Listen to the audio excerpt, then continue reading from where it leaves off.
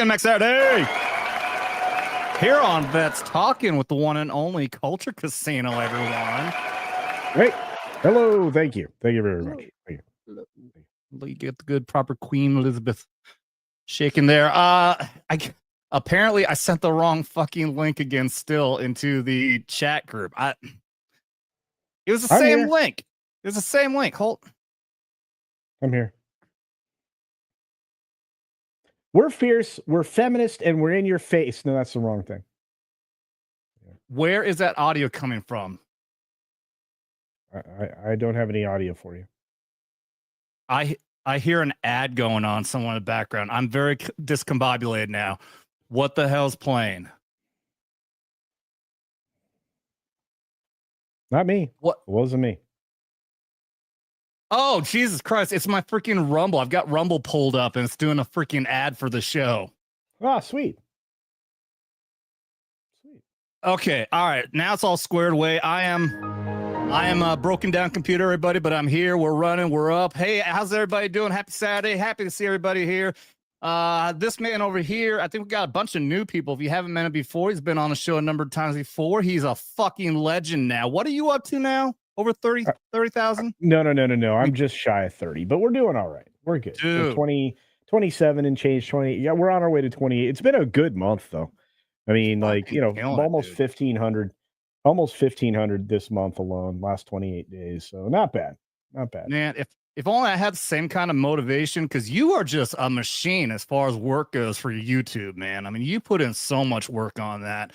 I just don't have the motivation to do it, but man, if I love it, man. Hey, look, I tell you what, I'll have you in to talk about something's crazy sometime, just to do a video with me on my channel. I'm starting to do that more frequent, just bring in, the people that I like to hang out with and just do a video with me.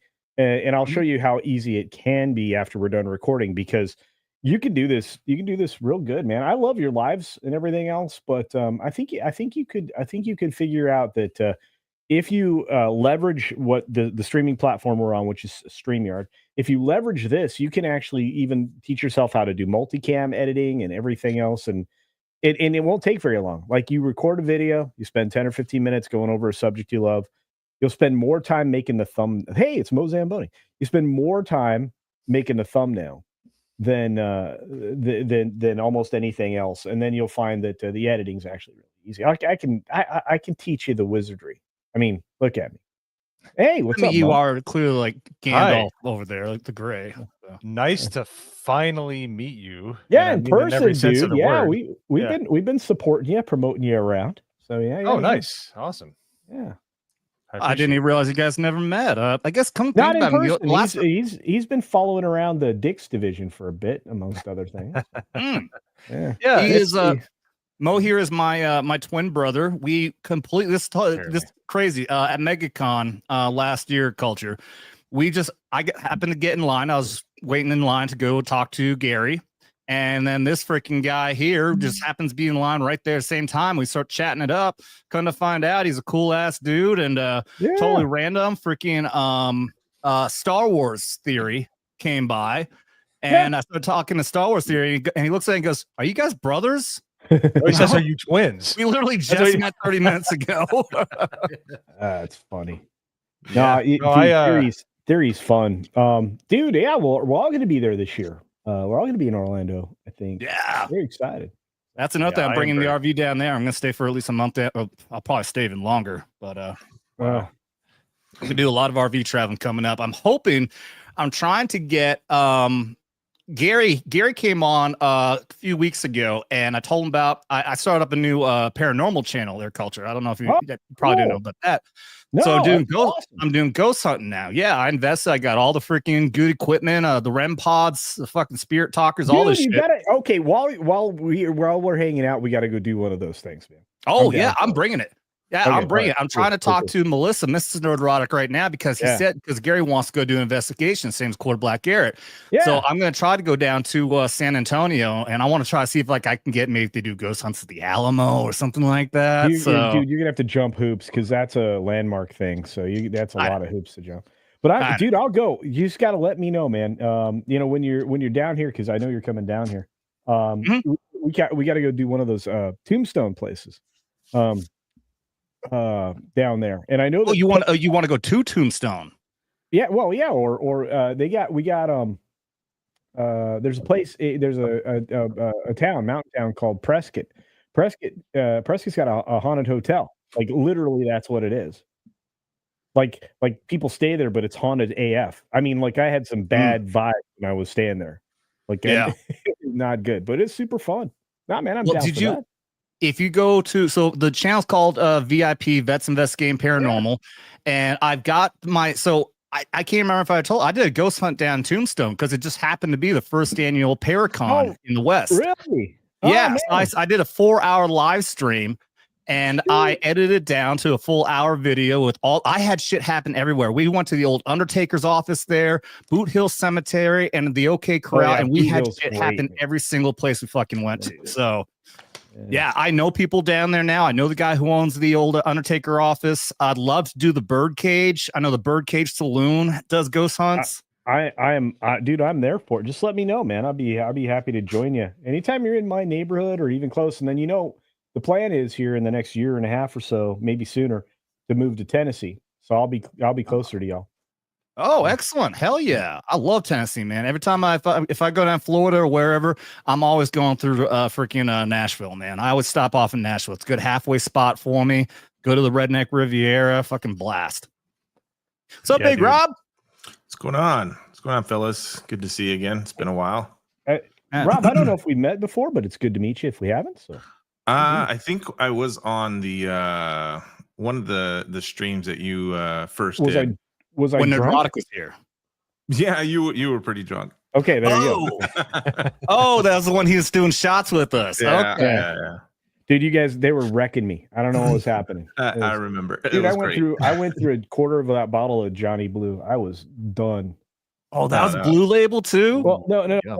Okay, then I switched. I think I switched to the Red Hot or some stuff, whatever that the flavored the cinnamon whiskey is. Fireball. Oh, Fireball. That's what it was. Yeah. Wow, you went from the penthouse to the shit house, but real quick. Yeah. Well, I was donezo, dude. Like the first 4 or 5 I did was the Johnny Blue. So yeah. And I think you made it all the way through the show with us, right? Not well. Not in good shape. Because I keep on saying, I'm gonna have a wall of honor, and it's gonna be everyone who's managed to go shot for shot with us and stay through the entire show. And you are one of only 5 people. I think Mike Harlow is the last one to do that. It was a rough following day. I was. Yeah. I beat at him. It was the first guest stream I was on. Yeah. Really? You got put under the table. Yeah. Remember that? It was the first one. I ended up putting my shirt over my head like it was a turban, but what? Us a commoner to watch that. That'd be fun. Oh, it was it was pretty rough. That was not a fun morning the next day. All right, so it was fun. Yeah. I wrote down the Ghost channel, and sounds like I got to get Mo on my channel too. That'll be fun. Yeah, he's a good guy. I had everybody on. Big Rob. That's the thing is I kind of want to spread it out because it is a lot of work. We were talking backstage about that a little bit too, and like literally I was editing a video while I was waiting for Adam to show up on his own stream.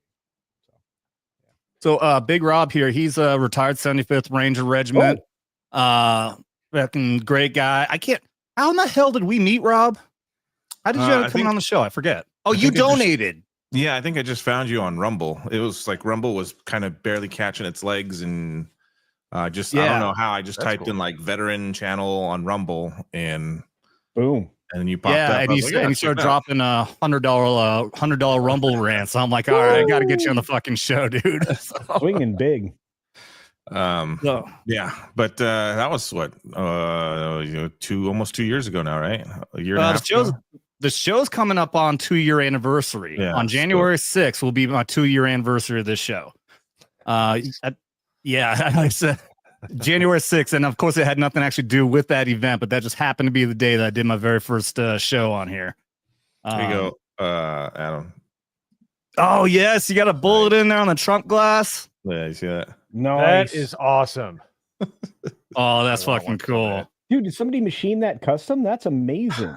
I don't know. My wife found it somewhere. It's cool as heck, man. That's actual 308, a 308 round in there. I don't know if you can kind of. There it goes. Didn't he use a 223 though? Yeah. Yeah, so not the right round, but 223 would look too small. Yeah, that's right. So the question is that embedded into the glass? It doesn't pass through, does it? Mm-mm. Yeah, I was gonna say they actually had to like heat the glass to do that. That's amazing though. Yeah. I've seen this around before. Yeah. Well, since you got that in hand, let's go ahead and on that properly because Blue Cord Devil started off right at the bat with a 20. Thank you, Blue Cord. And by the way, we are raising money. We didn't even mention why we're talking. We're talking about going to Arizona. We're getting ready to go to Turning Point USA, AmFest, America Fest. We have a huge setup going on. We're going to have our own booth. We got 10 press passes. We're going. This hairy man over there is going to be there. We got Mike Harlow. I'm trying to get to go. Mikey might. Mike in person. That'd be amazing. Dude, I still haven't met him. I still haven't met him in person either. We've done each other's shows a bunch of times now. He's such a fun dude, man. And Big Rob here might be going as well. Trying to get him to go. Yeah, I'll find out tomorrow. Just got to see what's going on at work, but should be clear.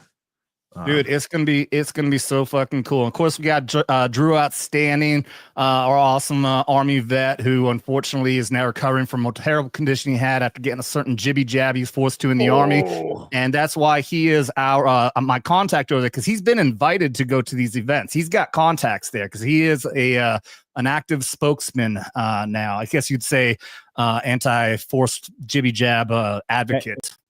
Yeah. That's cool. Yeah.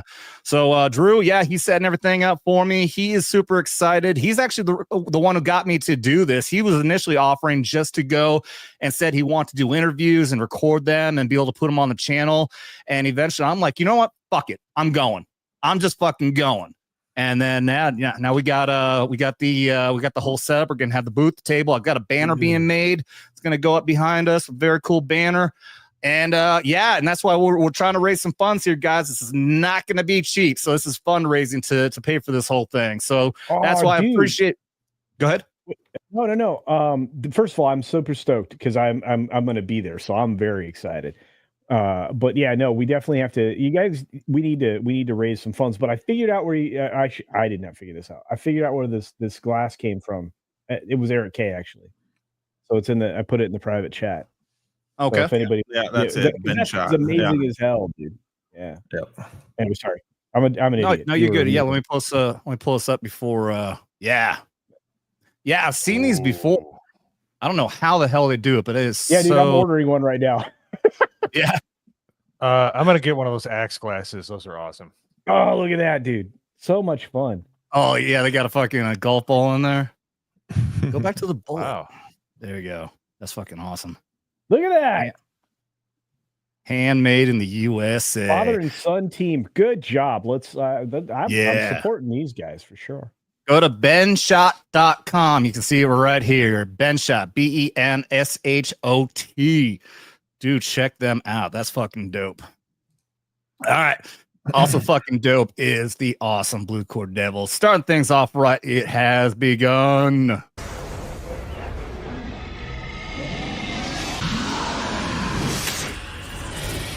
It has begun.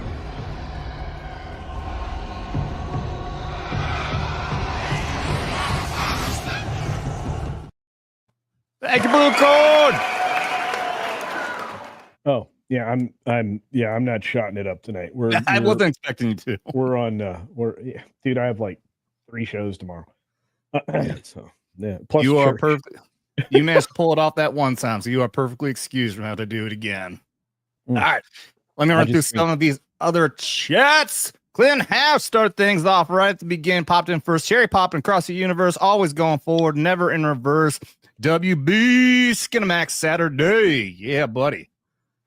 And Bubba motherfucking Ford is pissed off that he beat him to it. What's up, Bubba? Let's see who else. You got Dr. Gold. What's up, Dr. Gold? Our awesome Zoomer. That dude is only 21, but he is based AF. Oh, who else? Wayne Rowe. How's it going, Wayne Rowe? Good to see you, man. Got Diesel Water. I can't remember if I can't think I've seen you in here before. If not, welcome to the channel, man. And Emily Vestal, welcome. Good evening from Georgia. I don't think I've seen you in before either. Welcome to Vets Talking. Yeah. Let's see. Eric K is in the house, the awesome moderator in chief. Welcome, Eric. Thank you for the $2. Lock it in. Yay. It's all because of Eric K that I'm ordering like a boatload of these glasses. They're cool. Totally.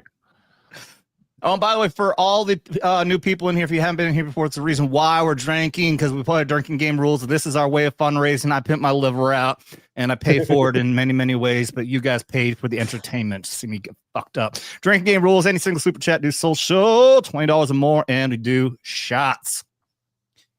And full disclosure, I always do half shots. I never try to bullshit you guys, only half shots, because y'all got me way too fucked up too many times. Wait a minute. So I was drinking twice as much as you were on that show? I always tell the guests you don't have to take full shots. There's no way I didn't tell you. There's no way I didn't tell you. Dude, my eyes were crossed the next day. What are you talking about? It happens all the time. I don't know if you were on mead or whatever, but you were like, I was on Vets Talking last night. I think I was on. I think it was on midnight. I was like, man looked like green. That was a little rough. It was rough. I'm becoming like this channel is becoming like synonymous with people and drinking and torture. I've heard so many people do that. They'll go on a show the next day. I was on Vets Talking. Like people now like will know exactly what that means. Like, oh, you drank with them, didn't you? Yeah. I'm quite proud of it. Let's see. Eric K is over on the Rumble side too. Welcome. Let's see. Church of Roe. This is what happens for, when a slacker tries to run a show. You ain't wrong.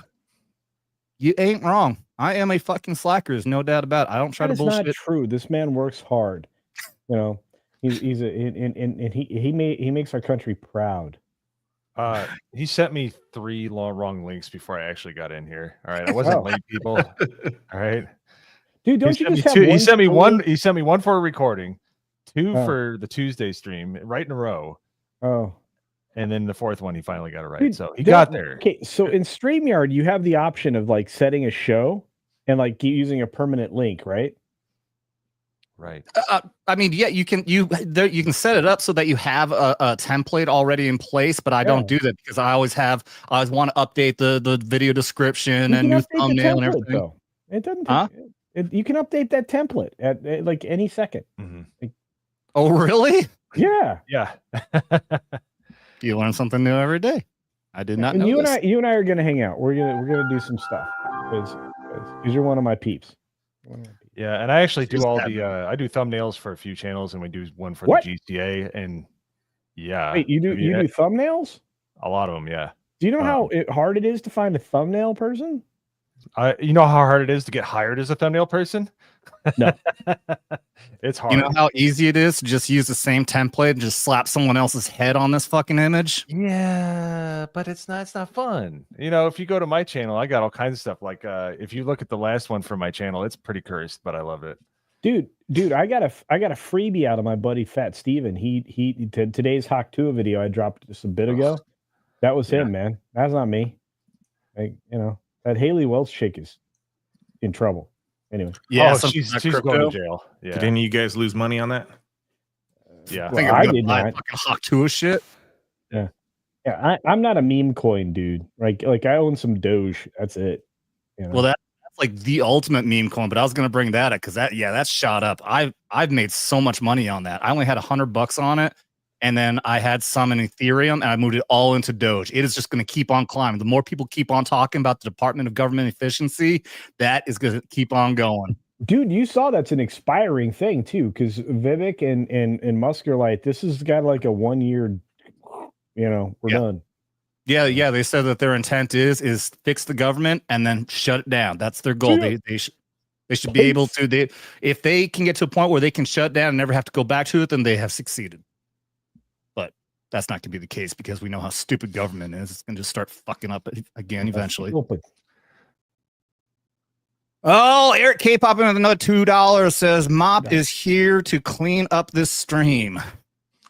That's true. Okay, so the first time he called me out, he he auto-corrected, so he called me Mop. It's like, I'm not a cleaning Oh, utensil. instead of Mo. So it's like an inside joke that's been going forever. It's not the funniest joke, but it works. So yeah, I'm just cleaning up all the time, baby. Let's go. There you go, just like Doge. Thank you for the 2. Much appreciated. All right, let's see who else we got. Ruben is in the house. What's up, Ruben? Ruben. We were just talking earlier about possibly doing like a fucking content house or something like that in Florida. Yep. We will. That'd be really cool, man. I don't know how long, definitely can't do like a whole year-long content house like Geeks and Gamers did, but like over the weekend thing. Yeah, no, the plan's going to be just take advantage of the con. So 4 or 5 days. I got to get my flights situated and all that, and I got to figure out a way not to sit Indian style on the plane. I'm sick and tired of the lack of leg room. I'm not a tall guy, so but it's like it's a wreck for me to sit in those airplane seats now. Yeah. So the GCA, our channel, that's I guess you could say it's taken off. We're almost to 800 subscribers, but yeah, we're monetized. We got monetized recently, but we got a content house because it was a lot cheaper for us to get it. It's got like 9 bedrooms or 10 bedrooms or something like that. So that should probably be the end of our group, but it'll be really fun. So, oh yeah. But I shared one of the most recent thumbnail I made. It's pretty fun. So, yeah, we got a content house for the first Florida meetup, and dude, I brought my 12 board, so I had 12 mics on that. You can get 12 mics on it. I brought nice. 4 cameras and everything. I'm gonna bring the same kind of equipment with me this time, just less of it. Other people are gonna have to bring their own mics because I ain't gonna do that. But like the goal is to have everybody roll in the house, record, go back to their respective places. The shows are fun. Nobody else is doing it. You can recount the day, and it's just a blast. I mean, sitting in the same room with people, that energy is completely different. Oh yeah. Sitting here with you guys, this is great. But when you have like a Tim Pool moment, where everybody's in the same room and you can you don't need headphones, right? I know y'all are using earbuds or speakers or whatever, but for me, I'm old, so I have to use headphones. Because it would be too loud. You guys could hear the speakers. But I used to do them, but now they hurt. So anyway, but the goal being is to have that interaction that you don't normally get. And when you have PTZ cameras and stuff, and they're in multiple positions, it looks amazing. So I hope since we're all going to be in the same place, we get a chance to hang out and do that. That's awesome. Yeah, just like the Vegas studio. Very fucking cool. Yeah, that was fun too. Salty Nerd. Yeah. Is it true that they let anybody use that as long as you book it? Yeah, we did that. We did me and Dermy did a crossover show. I was in there. I remember that one. That was we did. I did 2 shows. I know I did with you and comics on comic show. Oh, and then there's the midweek comp. Yeah. So I did that too. Yeah. Oh yeah. You were there for that too. Yeah. Yeah. Well, yeah, I was basically living there for that. But no, Matt's great. He lets content create for the meetups. He lets content creators roll in there and do that. It's amazing. Yeah, and he lets residents of Las Vegas take his equipment. Apparently. Well, he doesn't let them. He doesn't. He just got drill through the wall. Yeah. Yeah. They had to get through the wall, and they screwed up. They left behind the expensive stuff. They took the monitors and. But at least he got a Coke. Yeah. Oh, yeah. They were thirsty after all that drywall smash. He's done major upgrades there. Nobody's going to do that again. Dude, they took damn near nothing. They left all the expensive shit after 4 hours of digging through that fucking wall. What a bunch of dumbasses. And didn't one of the guys make eye contact with the camera? Just looked right at it, like, hey, locked eyes with it. Hey. Well, they can't find them. It's the same problem they're having in New York right now. I'm gonna smile at a girl. I'm gonna get my full face on camera, and nobody knows where that guy is either. Yeah. Oh, he's long gone. We know that. But if the FBI is actually competent, then maybe they could find him. Cash Patel, get in there and fucking wreck house, dude. Let's get that fucking FBI actually doing what's supposed to do. Why can't we be more excited about Cash? I'm excited. I'm excited. I would be more. Everyone knows that I listen to Dan Bongino, and Dan Bongino has been screaming for Cash Patel to be the FBI pick because he knows him personally, and he knows where the bodies are buried, and he is going to fuck shit up, man. You know, you saw that they stopped pushing back on him, right? You have a bunch of people now on the side of getting cash in there, but they really don't want Tulsi. They put her on the quote unquote poop list. See, now I didn't use the bad word, but she was talking God about forbid it. you say shit on this show. Well, I can't. I can say poop. I mean, as long as it doesn't get me demonetized, you can say what the fuck you want, man. You've been here before, you know this. I know. I'm just gonna say. Can I say poop? Poop's okay though, right? It's funny. Okay. He said poop. He called the poop shit or the shit poop. Anyway, this is poop. So Anyways. no, but seriously, she's on the poop list, and so that's why she's like no jam. So it's a bummer, but so I hope we get everybody that we want, and if we don't, we got to primary all the people who are rhinos, because at that point you already know, right? Yeah. I mean, the Republican Party has now moved to a populist version of the Republican Party. It is a big tent. Everybody's invited. The people that don't want that to happen are your adversaries. That's just how you have to look at it. Well, it's amazing that they've made Pete Hegseth public enemy number 1 when he's going to take over the military. He's going to fix our military and make it stronger. So it's shocking me, but the theory is that that there is actually a lot of money to be made by all this woke shit. All the programs, there was some figure that went out there that the amount of money that the military spends, or just maybe it's just woke programs in general, is in such massive amounts of billions, like hundreds of billions of dollars. So by Hegseth going in and taking these woke DEI programs out of the military is actually going to hurt a lot of companies that have been profiting off of this. So I guess that's why they actually want him to be, they want so vividly to kick him off. But I mean, when the guy's going in, he's an actual combat vet. He's actually experienced. He's a very well-educated man, very articulate, is no holds barred. Why would you not want somebody to go in and fucking fix our military? So he is, and if you think about it, he is set up like our founding fathers. He's well educated. He's been in combat. He is what George Washington was. He went to a high level, higher institution of education and learned like all of the strategy. Yeah, and Harvard and Yale, and he went out there and he fought for our country. He is literally molded from our forefathers. So I love the guy. Yeah, 100%. Yeah, you can't not love him. In fact, if you try not to, if you're like, well, you drag up the incidents or anything in anybody's past, right?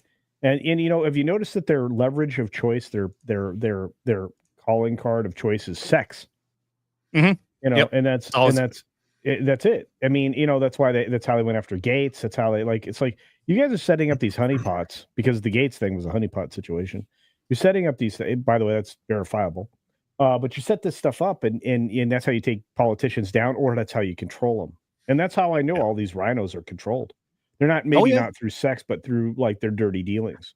And we have to get rid of the corruption in the government. Anyway, sorry. I'm spouting off. Oh, you're good. No, you're good. You're good. But obviously, but they want to attack Pete Hegseth because guess what the guy acted like when he was younger? He was an infantryman acting like an infantryman. All right. So apparently he went to a strip club one time and tried to get up on the stage. Guess what? A lot of fucking Joes do that.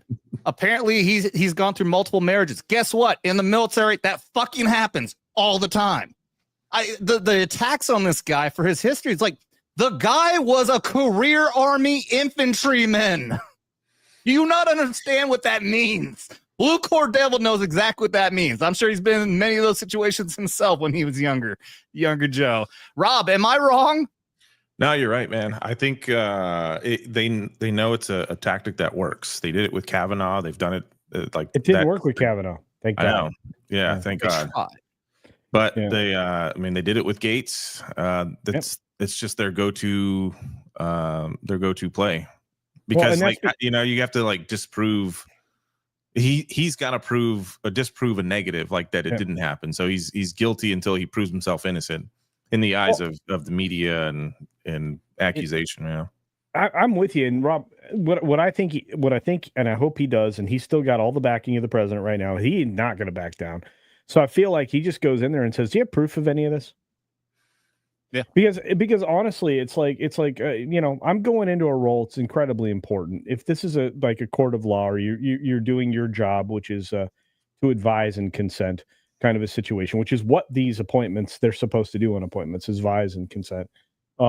It doesn't mean anything. They don't like these guys. Why don't they like these people? The guys and ladies alike, both of them. They don't like them because they are going to tear down the stuff and expose the stuff that they don't want exposed. They're terrified. They're terrified of exposure. And the fact that they're like, well, the FBI needs to vet everybody. No, the FBI is corrupt as AF. I mean, they are AF corrupt. Yep. And so I hate that, man. I hate it. Look, I am a patriot. I unlike you gentlemen, I did not serve. I have family members that served. You know, I did not serve as well. Full disclosure, I'm not even going to try. So yeah, no. I will not steal anybody's valor. All I want to say is like you know, with family that served, with generations of family that served, with all of those people in my life, I have a different understanding of what it is to be, you know, an American. I support our military in a way that's probably illogical because it's very over the top. But what I hate is the amount of money they waste. They don't give the guys on the ground the stuff they need all the time. I mean, you talk to my friend Mad Mardigan, right? Mad's, you know, they didn't have everything they needed. Reactive armor was under, you know, it was a problem. They had all kinds of issues in the field. So, you know, that kind of thing bothers me. Anyway, it is what it is. I want to address real quick. I got a super chat I'm going to go to, but first, Sundance Club says Pete is also going to have to deal with the drinking thing, and why is the point? Is because Trump hates drinkers. Here's the thing, guys. This is another lie they're trying to push. They're trying to make claims that people have said that Hegseth would show up to his Fox Morning Show drunk. Everyone who's worked with him said that that's complete fucking bullshit. All right, the guy was a partier back in the day when he was Army infantry. The guy is not like that anymore, okay? Anyone who's in the Army, especially in any kind of combat role, we're fucking partiers, okay? We work hard, we play hard. That's how the military fucking works. That's why the guy used to do what he does. He's not like that anymore. The claims that he was showing up drunk or anything like that is complete and total bullshit. Dan Bongino has known the guy for 10 years. He worked with him on Fox for a long time. He said that's total and complete, utter bullshit. That's not true. It's just another fucking left-wing fucking lie. Yep, and I think it's more of a hate. He hates the sin, not the sinner. I don't think he hates drinkers. I think he hates drinking. Yeah. Trump hangs out with plenty of people who drink. Yeah. Well, yeah. Oh gosh, yeah. You think about the comedians. Joe Rogan. I mean, that was the most comfortable situation. He said Joe drinks and smokes and don't come home at all. Okay, wait, that's a song. Anyway, but seriously, he was totally good with that. He went to the studio. Joe stogies, weed, you know, whatever's in those glasses he's got. But it's not uncommon for comedians and entertainers to have those habits. He doesn't mind that. He just doesn't allow for it in his own life or in his family. You heard about the stuff that he put Barron under. He's like, you can't do these things. Yeah. He's like, he told Barron, there's no drinking, no smoking, no nothing. Yep. That kid's already he's retarded rich. The kid's already crazy rich. So, and he's got his own real estate empire, right? So I'd listen to my dad, to be fair, if I were him. Trump has told a story about Trump went out for like a trip on something, and Trump Jr. wanted to do something with the penthouse at the Trump tower, and Trump and Donald came back early, and Don Jr. was having a party, and he fucking let him have it. Yeah, he let him have it. So, but the entire thing is just that he just wants his kids and everyone to be more productive, and he wants them to be better people. Because look how productive he is, having not drink or do drugs or anything like that. But it's not like he hates people who drink. No. He loves the military, and we all fucking drink. Well, yeah, and look, it is all good Christians know that you break bread with everybody. Absolutely. And you got to be humble. But you live your life. You don't enforce your life on others, and that's hate the sin, not the sinner. Exactly. Yeah. You don't have to. You can not like what they do, but doesn't make them a bad person. Like everybody, Trump doesn't like drinking. He doesn't smoke, but he eats crap and drinks Diet Coke. So it's it's like literally pick your poison. Yeah, it's just like we all have problems. All right, let's get to a super chat here. Blue Cordell for another 20 says, Tennessee, you didn't like the last time you went through there. Oh, yeah. Shit. So, Culture, me and Rob here was bringing. How much did it end up being? Over $5,000. No, it was more. It was probably about $7,000-8,000 worth of $7,000-8,000 worth of medical supplies to the hurricane victims in North Carolina. And I brought my RV out for us to use as like to stay in because it's cold as fuck out there. Yeah, and I blew 3 fucking tires. How do you blow 3 tires? It was a fucked up situation, man. I blew the first one, and then somehow the other one got a leak, and I didn't even realize it was leaking. I put the spare on, and I didn't know this until after the fact that the spare was always sitting inside of a plastic container, a plastic shield. I thought that I was keeping it protected. Then I've come to find out that the changes in moisture and heat will degrade it over time. So as soon as it started rolling, that one fucking busted. And then the other one, like I said, that was leaking was a full fucking flat at that point. So 3 fucking tires right in a row. Bro. Yeah. Yeah. That's not Tennessee's fault. That's your fault. That's yeah. Well, it's my fault for a lack of understanding as well. But yeah, that fucking sucked. So yeah, thanks for reminding me and digging and throwing that salt in that wound there, Blue Cord. Just for that, I'm gonna let's hit you in the fucking nuts. Quick, baby!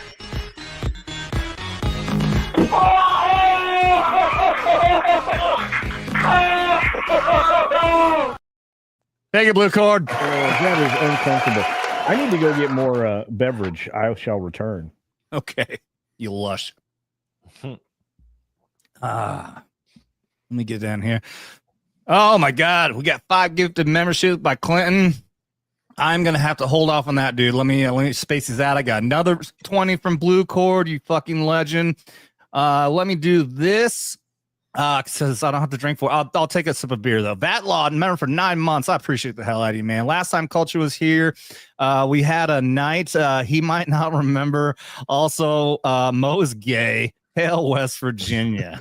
Hail, let's go. I'll wait. I'll leave that up for Culture to come back and see. Thank you very much for that, buddy. Yeah! Vatlaw is a giant human being. I've not met him, but he talks like Hank Hill, but he's built like a linebacker. So, oh, really? Yeah, he's like, "Hi, everybody. I'm from West Virginia." Oh, yeah. Look, it's people remembering my last appearance. Great. Yes. Hey, I have a unique experience. I remember The Hangover. Yeah. Well, everyone remembers The Hangover after the fact. I could not tell you what we talked about. I don't remember either, dude. Okay. I just remember a lot of shots. The chat was really after you on that one, man. It was fun though. I had a good time. Oh, yeah, it was. Look, I'm still drinking. It's just not shots, so I'm good. See, got a little head there. By the way, it's not a bad thing. Anyway. Hey-o. All right, so before this main story here, I want to talk about something really cool. I haven't told anybody this because it just happened today. But anyone here fans of the Y-Files? No one? Sorry. No one here knows the Y-Files. It's only a 4 million subscribed fucking channel. The dude AJ is friends with Gary Nerdrotic. He's going to be on his show at some point here. Huge show. It covers a lot. I know a lot of the chat knows them because I talked a lot about them on a couple of our shows.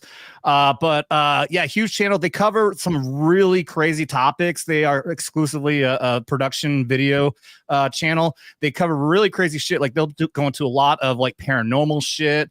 Sometimes it's conspiracy stuff. AJ, the host, is always very well balanced. He's always trying to look to debunk, but he's not just a pure debunker. If something comes up and he's like, I can't debunk this looks like it might be true. He did that with the possibility of a hollow moon. If any of you haven't looked into that, look up hollow moon theory with Y-Files and you'll see the evidence where it's crazy. I mean, it actually seems like it might be fucking hollow. But it's a great channel. And I am now a part of their Discord and their Patreon. And I've done three chats with the guys on there now. And I brought up Dugway Proving Ground, which is a very weird base that I did training at. And there's a lot of weird history about this place. and they are actually going to do an episode about Dugway Proving Ground. And they want me to help out with it. So it's fucking, for me, it's huge, man. My top 2 favorite channels is Nerdrotic and Y-Files. And now to be able to have had Gary on here twice, and now I'm actually working with Y-Files. I can't be happier, dude. I'm fucking over the moon that just happened today. So that's awesome. By the way, that last stream you did with Nerdrotic was awesome. Like, it was so good. And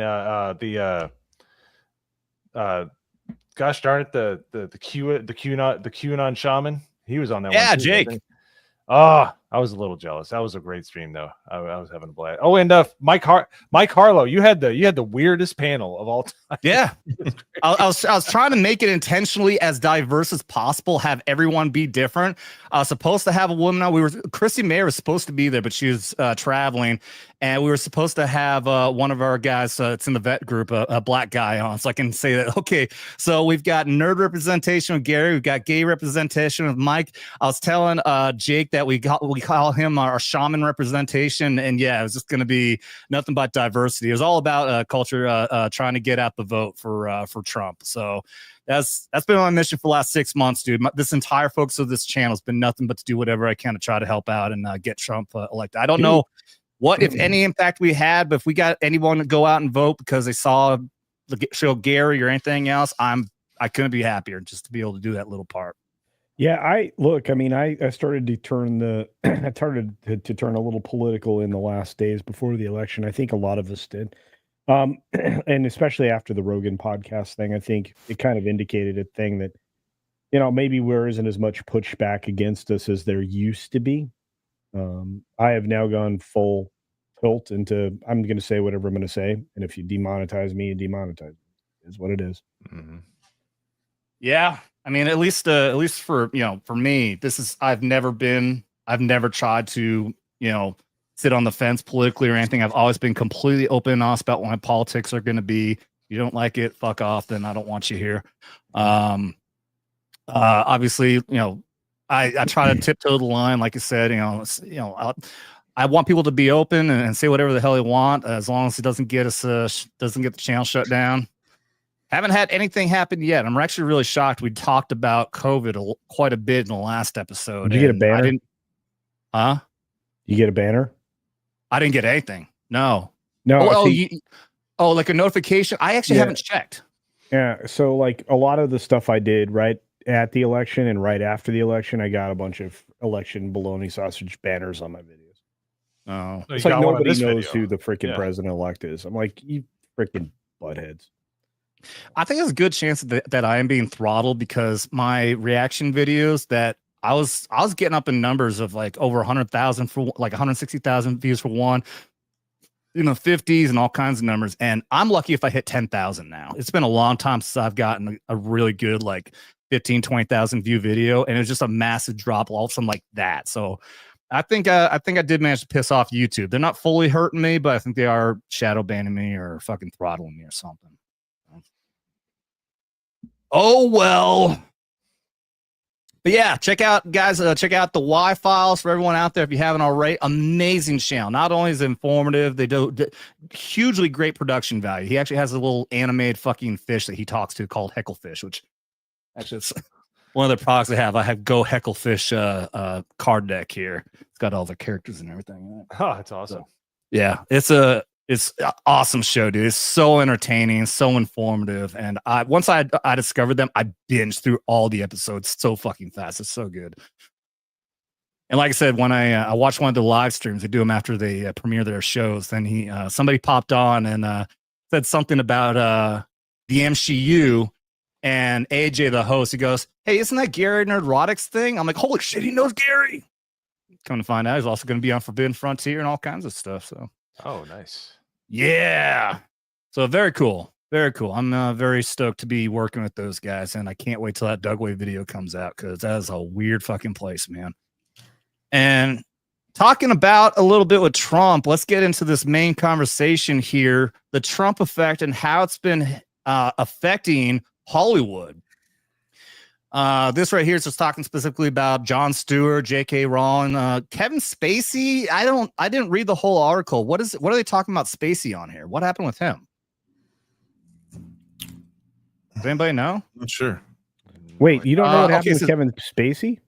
Well, no, I'm saying like as far as like the Trump effect. It says here, actor Kevin Spacey, still canceled for serial sex abuse allegations, recently visited Israel alongside journalist Douglas Murray. The trip allowed the two-time Oscar winner, who has been cleared in 2 court cases, new hurdle 2025, views the area country devastated by October 7th. It's hardly a move an actor seeking Hollywood comeback would take. Many of his peers have sided with the Palestine cause following October 7th. Okay, so what he's saying is he's not going along with the pro-Palestine mob and hating on Israel in Hollywood. So that's what they're saying here. It's basically the whole article is talking about how a lot of people in Hollywood now are saying, fuck you guys, you stupid, crazy, woke leftists have gone too far. We're not going along with it anymore. And I was gonna say Hunter, Trump being elected, just like with so many other people, they basically been empowered now to say, you know what, fuck you guys, I don't care what you say, woke is dumb, I like Trump, I like what they're gonna fucking do. And it's the Trump effect now. It's an official real thing, and it's actually really turning Hollywood culture. You literally got it in your name, culture. What is your opinion on what's happening in the culture of Hollywood now after Trump got elected? Well, I think a lot of people who were too terrified to never work again are starting to feel a little bit more comfortable. Athletes are doing the same thing. Some of the Trump effect is the fact that, you know, the Hollywood has now realized there's no point in fighting or exposing ourselves to people for what we believe, because it's only going to lose us favor. You look around, you see entire newsrooms collapsing because nobody's watching them, and a lot of them, obviously, Morning Joe went and bent the knee. There's so many different ways that just the election of Trump has changed people's perspectives in the direction that they were headed. I've watched the industry shift, the sports stuff, the touchdown dances and everything else. There's people in the NBA. Yeah. There's people in the NBA that are starting to come out of the, Trump closet, I should say. It's just, goodness, you're starting to see that. And look, it's allowed people a level of freedom because it was done in such a great way, such a large way, that the feeling is you can basically say, whatever you want now. And if there are ramifications, there might be consequences if somebody enforces those ramifications. I have a feeling that we've re-entered the chat when it comes to free speech and the Second Amendment and a whole bunch of other things. Yeah.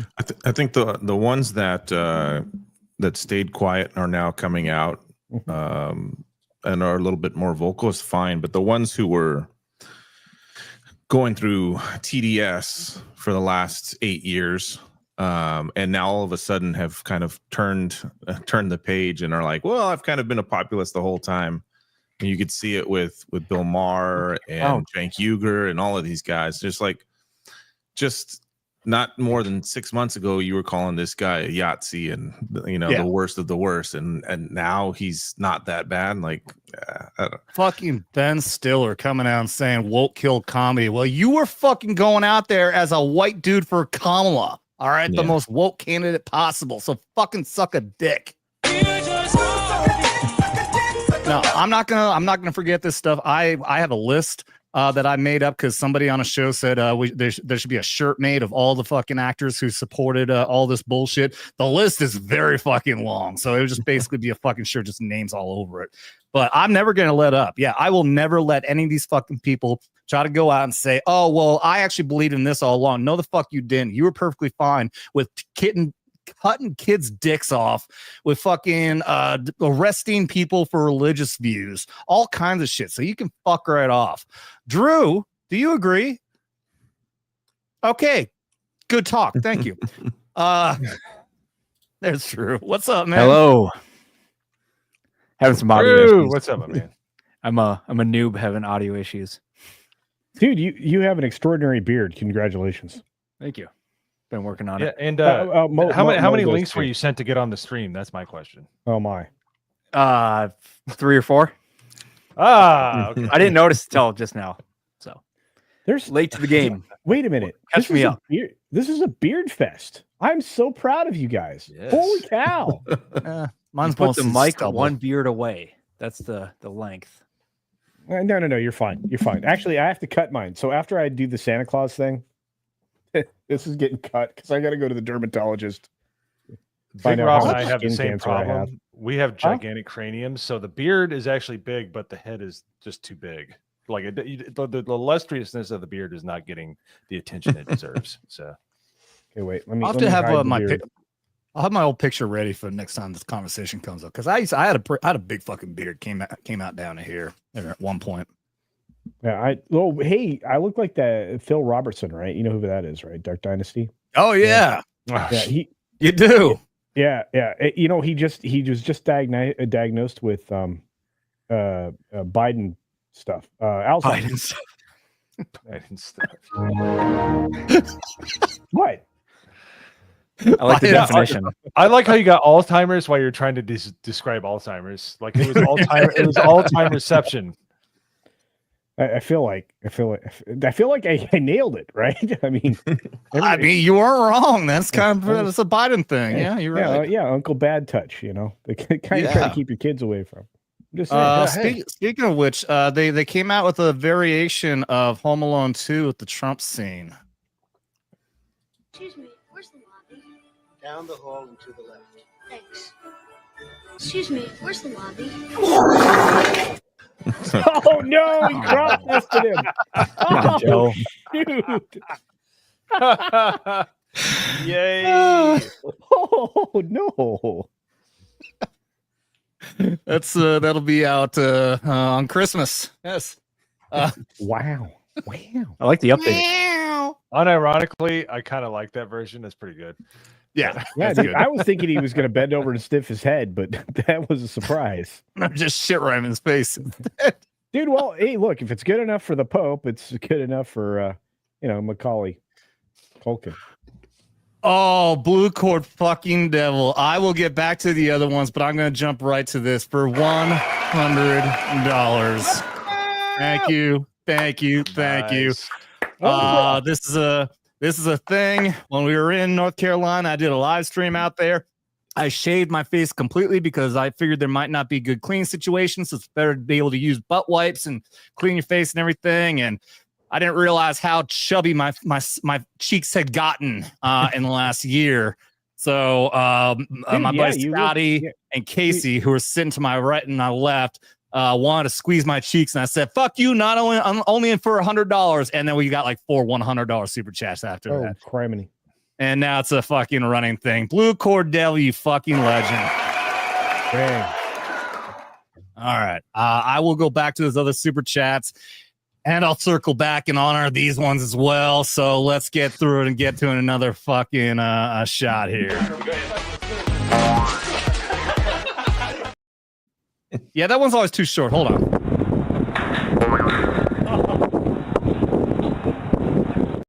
I gotta make those better. Thank you, Blue Cord. Dude, that was an ouchie. Yeah, that's what the military does. You ain't getting shot or blown up, you're gonna hurt yourself. Just being your regular self. Everything's a danger.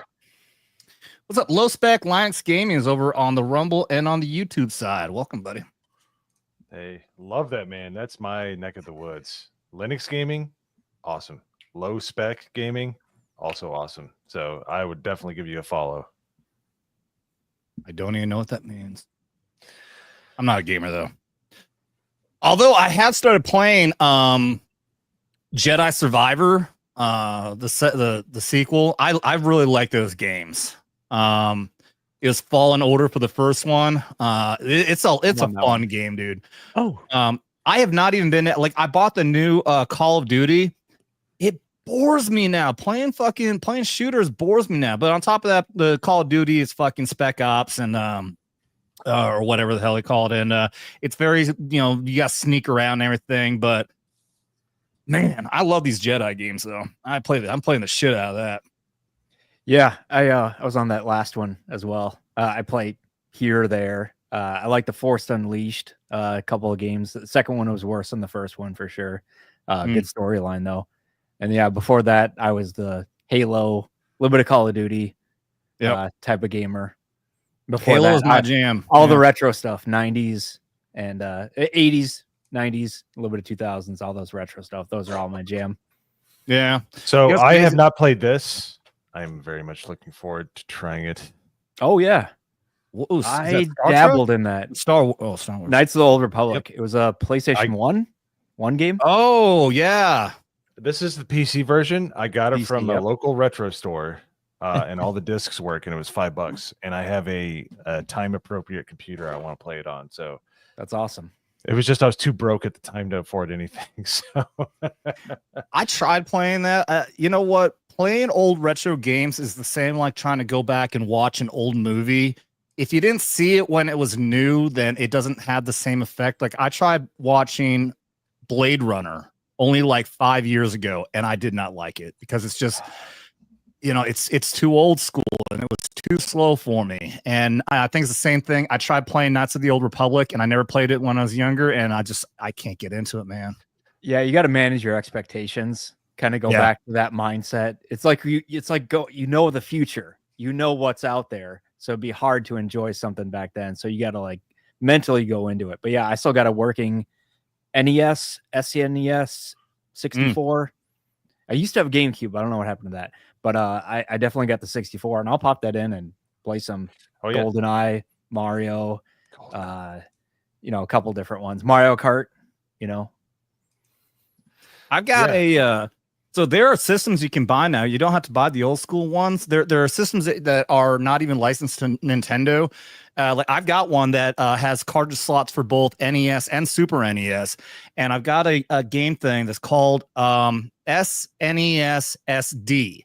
Oh yeah. It's a cartridge, but it has an SD card in it, and it's just loaded with fucking games. I mean, like so many damn games. So let me give you some info. Like this is why this is freaking awesome. They update the rosters for NBA Jam every year. So you got cool. So you can play like Tecmo Bowl on Nintendo if you got that with the updated rosters. Like you really? So like there's a website where they just have like, okay, we're gonna change it a little, or we're just gonna blow the thing out. Yeah, you can play with your 2024 rosters, which me as a Browns fan, I fucking don't want to do that. But you know, why would I do that when I have Bernie Kosar back in the 80s? But you know, 92 Dream Team. Yeah, 92 Dream. Yeah, so like you can get these edits and stuff like that and put them and play them on original consoles, because I have the Nintendo, Super Nintendo, Genesis, my Atari 7800 I had when I was growing up. Awesome. I have dude, it's like it's that SD thing is goated because you can get updated rosters on old ass game, football and basketball games. And culture. I'm mentally writing my Christmas list right now. So when Santa asks me what I want, it's all the 90s games. It's a good call. So I accidentally in the private chat shared the beginning of, oh, hey, wait. Journalists drink too much, are bad at managing emotions, and operate at a lower level than average, according to a new study. Wow. Actually, this is back from 2017, but this is a Business Insider. Drunk when they wrote this? Yeah, no, this is 2017. Yeah, Business Insider. Journalists blaze their slower than average level of executive functioning, according to a new study, which means they have a below average ability to regulate their emotions, suppress biases, solve complex problems, switch between tasks, and show creative and flexible thinking. This is a real article. I wonder how much the government spent on that research. No, I think it's funny because this was right before things went completely bonkers sauce in this country. We'd already identified that journalism was compromised. We'd already seen these things, right? And these are the people that have been trying to tell you what's what, right? From this point forward, when Trump showed up in the room, they couldn't manage anything, which is why you ended up with PMSNBC the way they are and everything else. So, sorry, I just wanted to bring this in because this is something I found courtesy of the internet or the Twitter or the X, whatever you want to call it. But the study was led by Tara Swart, a neuroscientist and leadership coach, and analyzed 40 journalists from newspapers, magazines, and broadcast and online platforms over 7 months. It's a long time. This is a big study. The participants took part in tests related to their lifestyle, health, and behavior. They're booze hounds and they can't process information without engaging emotion. By the way, there was a study done way before this, back in the early 2000s. I'll find that for you in a minute. But that one says that people who consider themselves politically active, especially on the left, only react to information from their emotional side of their brain. Yeah. So, yep. And so anyway, this was launched in association with the London Press Club. This was back before London became a cesspool. And the objective was to determine how journalists can thrive under stress. It has not been peer reviewed, not yet. The sample size is small. It's a pretty decent chunk of humanity. Journalists are not a giant chunk of our universe. So the results should not be taken as fact. Baloney sausage. Anyway, I thought this was fun. So their brains, this fact here is the one that blows you up. The results showed that journalists' brains were operating a lower level than the average population, particularly because of dehydration and tendency of journalists to self-medicate with alcohol, caffeine, and high sugar foods. Makes sense. Anyway, I got a question. Thought that would be fun. Sorry, I didn't mean to stop this show. No, you're it's good. Interesting. Yeah. I got a question, because I wonder what the average age of a journalist is over time. From right now with our current day journalists, with your 22 years old with a gender studies degree, minor in communication, and you go work at the New York Post or whatever, or New York Times. The Post is actually Post, well, okay, yeah, look, but then back in the day, in the 50s, 20s, whatever, what was the average journalist age? I imagine more like 40, 50. Yeah, no, it's older people. You'd be correct.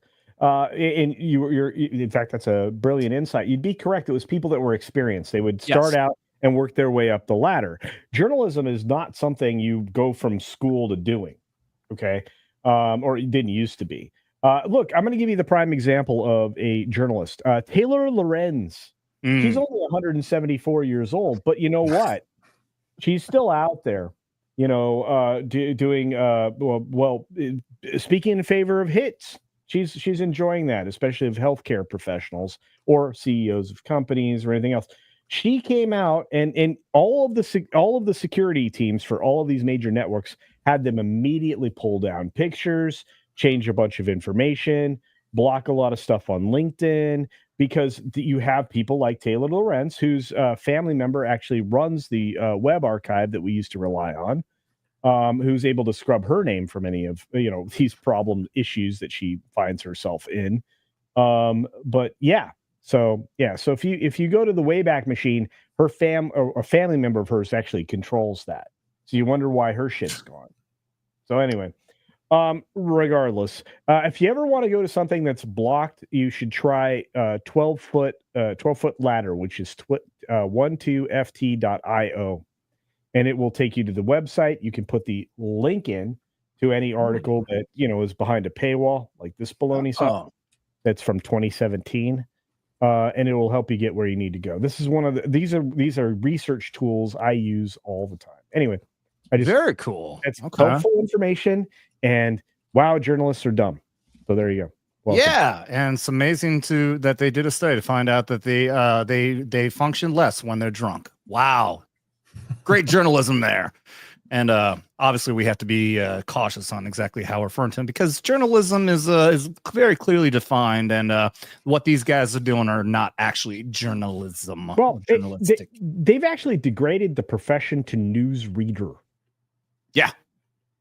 Yeah, you're 100% right. Yeah, they're not doing their own research. They're not actually performing journalism. They're taking other stories that have already been released, and then they're putting it out there with their own spin on it. All they're fucking doing. They're not journalists. They're opinion fucking hacks. Journalists scored lower on executive function. That's terrifying. No one is surprised. But that's why though that we are now the media. We are the ones who are the news here. Now, mind you, we're not journalists. I definitely am not. You better not be taking any fucking advice from me whatsoever. I will give you information and let you do with that as you will. But Bongino pointed out many times that Bongino is the #1 podcaster, political podcaster. Actually, no, he's actually been top of the charts over even Pat McAfee. His channel, and it's on Rumble. He's not even on YouTube. He quit fucking YouTube, said fuck you and your stupid COVID tyranny. Censorship. And went over censorship. Yeah. Yeah. And he went over exclusively to Rumble, and he's over 3 million subs over there. And every single one of his shows is just washing the fucking table on CNN, MSNBC, every one of these. It is Bongino, Crowder, you got Ben Shapiro, all these other fucking hacks are way the fuck down there. We are the media. And I'm not talking about me specifically. I'm not talking about Culture Casino, but everyone, all of us working together out here doing this stuff on YouTube, Rumble, Spotify, maybe. Who knows? People are flocking to us more than they are CNN, PMS, NBC, how you put it. I want to ask you all a question. So, somebody asked me the other day, and this is why this is pertinent. Why would Musk buy PMS NBC? And my let Alex Jones take it over, please. Sorry. Well, yeah, but it's not because that's a non-dying broadcast media, linear television. That's toast, right? I mean, it's a dying whore, right? Yeah. Much like radio's been for the course of the last 50 years, except more people actually engage with radio than they do with the broadcast media currently. So maybe that's not quite so true. But when you look at the fact that PMS NBC's already got a carriage deal with all of these cable providers, with all these satellite providers, it's got global distribution. Okay, so you don't have to negotiate that anymore. So you replace all of the tool bags that are there, like what's that boy-looking chick, Rachel Madcow? Madcow. Anyway. Yeah, you replace her and all of these other people that are severely compromised, with people who actually know what they're talking about, that just talk about the actual facts of the day, right? Yep. And then you clearly delineate the opinions shows that you have. Then all of a sudden you have a functional network that will strip away not only viewership from the Communist News Network, or ABC News, which is compromised as all heck. They are basically China now, and obviously any of these other entities. It'll even take out Fox. Fox will take a massive hit. They jumped up to 75% of news consumption after the election, right? They're 75% of the business, and every other one of those other entities share 25%. That's how piss poor they are. So if you think about it, he gets an immediate carriage deal that is already signed, sealed, and delivered, and he replaces all of the high-priced talent. By the way, are you going to pay Rachel Madcow $25 million a year to do a show? No, you're not. So when I was asked that question, I said there are so many very valuable things to consider in a dying property that it is worth it. Yeah, and the fact that you do it like Twitter, you go in and say, all right, now everyone's going to work. No one's working from home. Everyone's going to come in, work, and you're not going to be just, at the massage chairs and the pickleball tournament, all this kind of stuff. We're actually going to do work here. And we're not going to be compromised by this or that. We're going to be down the line, report the facts, and people will just leave. And then, just like Twitter, like he didn't have to cut, maybe whatever and I have to go through that whole process. People will just willingly, if they're not, some people just don't want to work. And it's just, they're like, oh, I guess I'm not going to play around like I did in college or whatever the deal was, their last thing, or all the Silicon Valley, type companies. So it's going to be this whole economy, and what kind of happens next year, next 5 years, 10, it's going to look a lot different, and you're going to have to go to work. Yep. I'll tell you what I want to see Musk buy MSNBC, and I want to see Tucker Carlson get hired on as their flagship news program. I want to see people who got fired from cancel culture off a place like Fox, like Eric Bolling, other guys like this, get a lot of these personalities, people who said, fuck you, Fox News. You could get Steven Crowder on their first show, and I want to see Alex fucking Jones in prime time in the evening. That would be fucking amazing. I think MSDNC would be fucking flipped and would be an awesome fucking channel. It's a positive change if they start having YouTube people on, just like zoom in and everything like that, just like Pierce Morgan is doing with Gary from Nerdrotic. Jeremy Geeks and Gamers been on there, Critical Drinker. They've been on this like big, worldwide show, and they discuss politics related to pop culture. And I think you'll know a show is going away from the legacy kind of stuff when they start incorporating more streaming, YouTube. All of us. Culture. I was just looking at your private chat. I'm like, what in the absolute fuck is he talking about here? And that's the next one. Oops, wrong copy. It's a massive paragraph you put in the fucking private chat. Dude, you know how big that actually was? That's like 11 paragraphs of jokes for tomorrow night's stream. So, and this was like 10 minutes after you had your Alzheimer's trying to describe Alzheimer's. So. Yeah, prayers up for culture. It's an all-timers inception. It's an all-time inception. I was trying to bring attention to a man I greatly respect, Duck Dynasty's Phil Robertson. Former football player, former great, actually. I know that. Former veteran. This guy was a legend. Holy shit! He could have eaten Terry Bradshaw's lunch from what I heard. Dude, we did really actually, probably, yeah. But no, honestly, no. It's funny. A lot of people don't realize how much prep I do for everything that I do. So even when I'm engaged in even making videos or live streams, I'm doing like 100 things. So yeah. Yeah, I don't think I have old timers yet, but maybe old timers. Well, it's all about how much you stay active and how much you're learning. Like technology is growing exponentially. And we just keep finding new ways. Yeah, no one can. Young brains. I can't keep up with y'all. It's more difficult too. But Trump can tweet and make his own social media and all these and still know how marketing works. And like him going into podcasts, probably was the game changer. And that came from what? Barron. Bringing this up and then having your, dad and much older person actually listen. And then it probably changed the election. I had that portion of it.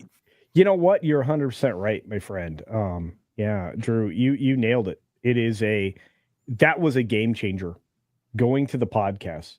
The fact that Kamala wanted to go to controlled moments and Trump was like, let's just talk, authenticity. And you can ask me anything. Seeing inside somebody's personality is valuable, right? Even if you're not asking them political questions, you can kind of understand what they're made of. What the cut of their jib is would be the old man statement. But it would be like, how is this person built? What are their thoughts on things that are not politics? Make that person more relatable. Kamala didn't do that. Yep. Yeah. Right. And they only wanted are there stipulations like come to us, we'll set up a studio and record everything. It could only be an hour, they had all this stuff. Yeah, Quartering, Drew, you're right. But and this is how right you are. Quartering pointed out that she wanted to go on the Blowjob podcast. I wonder why. Willie Brown would probably be able to easily answer that question, but that's a whole other conversation, right? She only wanted to go on the things that she controlled, and she was willing to spend $100,000 to build a set. First of all, if it's a cardboard set, how did they spend $100,000? Even what's her name? The Blowjob podcast lady's name. I don't care. Anyway, no, we're talking about a different one. There's a different one. Yeah, right? No, yeah. There's more than one. Call Me Daddy. It's the Call Me Daddy. Call Me Daddy. Yep. They all blend in at this point. So, but that's one of those things. It's like everybody here on this panel gets it, right? We know why this was done and why it was successful. Nobody running now, mind you, these are all what they call politically informed people, political activists. They're operatives. That's the word they love to use. I'm a political operative. They should know better though, because public relations is about the moments. Public relations is about the moments that you're willing to share with everybody, and it's also about how to prevent or deflect crises, right? Yeah, damage control. You're going to make mistakes. Try to make the least amount or the least dense amount. Try not to make a big one, and just know that you're going to say the wrong thing. You're going to have your flubs and all these different things from time to time, but it's how you bounce back from that and be like, yep, that was a weird thing, or I've changed my mind because of evidence 1, 2, and 3 over the past year, or not just be like, oh, now I'm getting paid more from this lobbyist than the other one. But no frack, depending on if you're in Pennsylvania or not. Like that's not authentic. You know, it shows. And I think it was Joe Rogan was talking to JD Vance, and he's like, yeah, they wanted, you know, just an hour. And he's like, yeah, you only get to the good stuff in hour 2 and 3. Like that's when you really start to understand who a person is. Drew, did you not find it endearing that right at the beginning of that, he's talking about his kid on an airplane? I mean, and that was funny, you know? I'm just like, okay, so there's curse words being involved, and his little child went all super cursy on a plane. Like, that's like relatable. Like, you know, it's it just shows them that they're real people, you know. And then you got Nancy Pelosi with their $19,000 ice cream freezer, you know, and there's some people that are relatable and some that are not. And I think it comes down, and you could say right and left, or you could say there's some people that just want somebody to be there to take care of everything. Like they're like, oh, they let them handle it. They're smart. They're perfect in everything, and they'll never make flaws and, you know, whatever. But then you got the other ones that like Trump, where it's like, you could go work at McDonald's, but then they find something wrong with that, even though that's like a normal thing to do, and just expanding your mind. But I don't go and ride in a garbage truck after Biden calls us garbage human beings. I mean, just not only like it's relatable, that's marketing. Everyone knows what it is, and we accept excellent it, marketing. You know, yes, Well, okay, so I imagine everybody here recognizes that the McDonald's thing was a publicity stunt, right? Of course, everything is. Everything Kamala going on late show with you know, everything a politician does during an election is always fucking publicity. It all is. Yep, and we know that you shouldn't. If you're a citizen of voting, you know what you're getting into every election year, and I just in between then. So okay, you guys understand the concept of game theory, right? I think that Trump and his team this time around played higher level. They just played higher level. Totally can't keep up with that. Well, I mean, the other side, her campaign was being run by fucking morons who, you know, they're more worried about trans issues and money and everything else, and that's why they're stupid enough to say don't go on the Joe Rogan podcast because it would look bad for all their fucking woke moron fucking supporters. Well, that was a big fuck up. That's the problem. They hired all the wrong people to run that shit. That's the problem. But failure of leadership. Or they hired the right people that were trying to protect her. Because that's the other part of publicity. You try to protect, you know, the person you serve. The problem is that she's. But it would have paid off. You make the decision. Would it pay off more to just go on Rogan, and if you mess something up, you get destroyed, and you own it? Be like, hey, now I know. Like that would make her more relatable to me, or that's that type of person. If any type of person did that, I'd be like, okay, I can relate more to you than completely avoiding it. JD Vance was on in the same week. Trump was on the same week. Oh gosh, and then there was a Democrat too, right? Oh no, it was a Fetterman, who was super relatable too. Yeah, Swiss cheese brain, and he's still more base than anybody they got. Look, he's turned out to be very. I'm actually liking it. He's still fucking super liberal, but I'm actually liking him. He's at least legit common guy. sense. Yeah, at least he's honest. His brain got hit by aneurysm fest. He was actually kind of based for a Democrat anyway. But Rob, did you get a chance to watch the Rogan moment with Trump's? Did you watch any of that? Did you get a chance to catch it? His interview with Trump? Oh yeah. So there were moments in that I'm like, okay, that was kind of an error on Trump's part. But for the most part, did you see a downside to him doing that at all? Not at all. I think Trump just has a way about him, like whether he's on Rogan or whether he's just talking to you on the side of the street. I don't know him, but he seems like he's consistent regardless of the setting that he's in. Yeah. And then you look at someone like Kamala, who you put her in a situation like that, it just feels, looks, sounds completely false. Mm-hmm. Like everything about it is staged. And you saw that in that stupid interview that she did with the call her daddy, whatever, the fake stage, the fake, and she even actually came out afterwards kind of making fun of it. Like, I don't know why they spent so much on that fake set, but everything about her was fake. And talk about sets, she was on SNL, and they said something like, we're not going to have on any candidate and something like that, and having NBC pay for it basically, or giving coverage. That was a foreign payment, and I don't know if anybody followed through with that, and she actually got in trouble for it, but supposedly it was breaking some kind of rule. It was supposed to be. Well, the Federal Election Committee is going to have to look into a lot of campaign issues for her, and payment in kind situations that you're talking about. Well, yeah, okay, and so what you're talking about there is. Go ahead. Sorry. Well, are you going to bring up the equal time issue?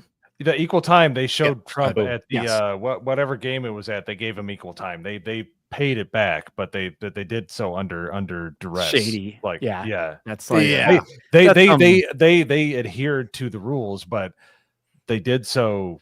That's like making a deal in court. What is it called? A settlement? Grudgingly. That's like a settlement type of thing. That was totally a settlement. Yeah. What it is for anyone, because we're not, if y'all don't understand, for a political situation, NBC is by law under FAC supposed to give equal amount of time to each of the candidates, and they didn't do that. Trump was not being offered to come on or anything. They simply gave this slot to Kamala, and then not Trump, and then they were forced to be able to put Trump on. By the way, if y'all watched that skit that she did, that was actually plagiarized from when Trump was on there in the past. Is a whole skit about her like sitting in front of a mirror, and it was a person who was imitating her and back and forth. Trump did that 4 fucking years ago. They plagiarized that. Yeah, with Jimmy Fallon is the exact same fucking skit, the exact same one. So fuck that bitch. All right, we gotta get through some super chats here. Clinton House with 5 memberships. That's $25 fucking dollars. Turn all the names green. Turn them all green. Get all those ranks next to you. I love seeing all the captains that we have. There are no cherry privates here. Everyone automatically gets promoted corporal. And I think pretty soon, these captains are going to be turned into majors here pretty soon. And those of you who are rank, take a shower. Okay. You guys are very rank out there. Yeah. It's the military. We're military. You try to rank up and you just get more stinky the higher. That's right. Exactly. So thank you very much, Clinton, and thank you today. If anyone's out there is popping in because they just got the membership, thank you all for being here. And speaking of captains, let's watch an officer get a concussion.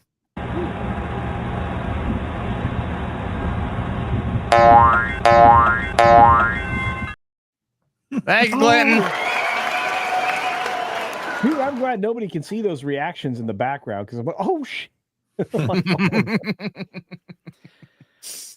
I mean, just speaking of new media and it being, people streaming, making videos, YouTube, Rumble, all this stuff, even, X now has a lot more capabilities. Yes. Like, we can do awesome stuff. And Adam, I don't know how much you want to get into this, but where we're going for the event, in a couple weeks, we're able to get in, to cool spots.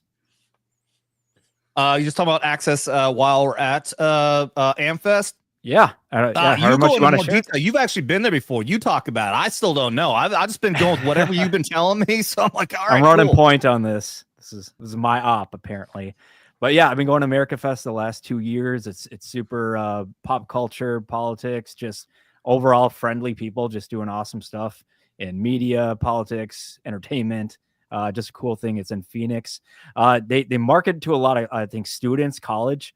But people of all ages go, and it's a really good time. That's where I met a lot of people I make connections with. Had done spaces on X together with James O'Keefe and Josie, the redhead libertarian. Met her over the years. Just stuff like that. It's a really awesome place. I highly suggest. It's December 19th to the 22nd, Thursday to Sunday. Fun time in Phoenix. So I applied for media pass for Vet Stocking and got approved. So we're gonna have a booth on Media Row. Yep, got a big space. So we're gonna have interviews. I'm already trying to line some up with those with people that have been there in the past and ones that are gonna be here this time around. And yeah, I'd be happy to come stop by our booth if you're gonna be there. It should be a good time. Yeah. Hopefully I get my Carlo to get out there. We got Jake Angeli Chansley, the QAnon shaman, even though he obviously understandably hates that name, but he's gonna be in full regalia too. He'll have on the makeup, the horns, the whole fucking deal, man. Really good fucking dude. I think I've told us before. I knew the guys. How I've been able to get him on the show. I knew him back from Phoenix during the Stop the Steal rallies of the election back in 2020, rolling into January. And so yeah, awesome dude. I last time I saw him was like right before Jan 6 happened. I didn't even know he was at January 6th, and then it was shocking to see him in the news and everything after that. But yeah, he's gonna be a lot of fun. I guess no one else from Geeks and Gamers is going this year, but we do have Chrissy Mayer is gonna be on the show this next Wednesday at 9 Eastern. She's gonna be a little bit later, so we're moving the show up to 9 Eastern. So make sure to be here on our Wild Wednesday. This coming Wednesday, Chrissy Mayer. That's awesome because Chrissy was hilarious. there last year. So she was on Media Row last year doing interviews and stuff like that with their comedy and other things. Ryan Kinnell joined her. So they were both kind of at the same table, same area, similar to what we'll have. And so, yeah, it'd be good to ask her some AmFest type questions. Yeah, absolutely. Yeah, talk about. I was DMing with her, and she was telling me how awesome it was being out there and all the fun. And I'm gonna try to get Jake to be on too, because she met Jake and then had Jake on her show later that evening. So I'm gonna try to get Jake and Chrissy on at the same time. Okay. So. All right. Let's get down here. You left the name out, by the way. Oh, and Culture Casino's gonna be there as well. And that's right. Because for that. He lives out in the area. He's actually resident in that sphere out there. So Alec Baldwin is going to help us out. Be quiet for a minute. I want to say thank you to Drew. Thank you, Drew. It'll be a lot of fun. Can't wait to meet you. No problem. No, this is my passion. I've always been a event planner, organizer, just kind of seeing where opportunities are there and trying to plant some seeds and do something awesome. I'll be there. I'm very excited. This is an event. There's going to be a lot of people that I know that are going to be walking by. So I'm like, oh shit. Okay. Yeah. Anything can happen. It's I dressed up as the Grinch last year, so I had a Grinch costume because I was the Fauci that stole Christmas, that stole health. Nice. Dude, that's what I was talking about with that. So I'd like to steal the next 20 years of his Christmas, bro. But he's been in the news. Yeah, I think every Christmas of his should be stolen from here on until he's dead, and by that I mean in jail. Bubba, it's going to be this December. So it's only in a couple weeks. It is December 19th to the 22nd. I'm going to be getting out there. I'm trying to get out there early before that. I'm probably going to stay there for a while. So I'm going to be doing a bunch of shows out there while I'm on the road. I'm taking my RV out there. So I'll set up a little mobile studio, and we're going to be going and doing some ghost hunting with Culture over here over on Vets Investigating the Paranormal. VIP. Can't wait to do that. I would love to go back down to Tombstone again and do some ghost hunting. Dude, Tombstone, Prescott's got a haunted hotel. It's historically haunted in a way that is uncomfortable if you're sensitive to that. So yeah. Woo. Yeah. I had no idea if you were even into that stuff. I mean, I kind of figured that you would be. So. Dude, I was watching every single Ghost Hunter show that ever came out. Like, really? Oh goodness. Yeah. I had like the boss and actually you'll get to see her again too. But I never met her. Yeah, you did. Oh, you just didn't tell me it was her? You met her. Anyway.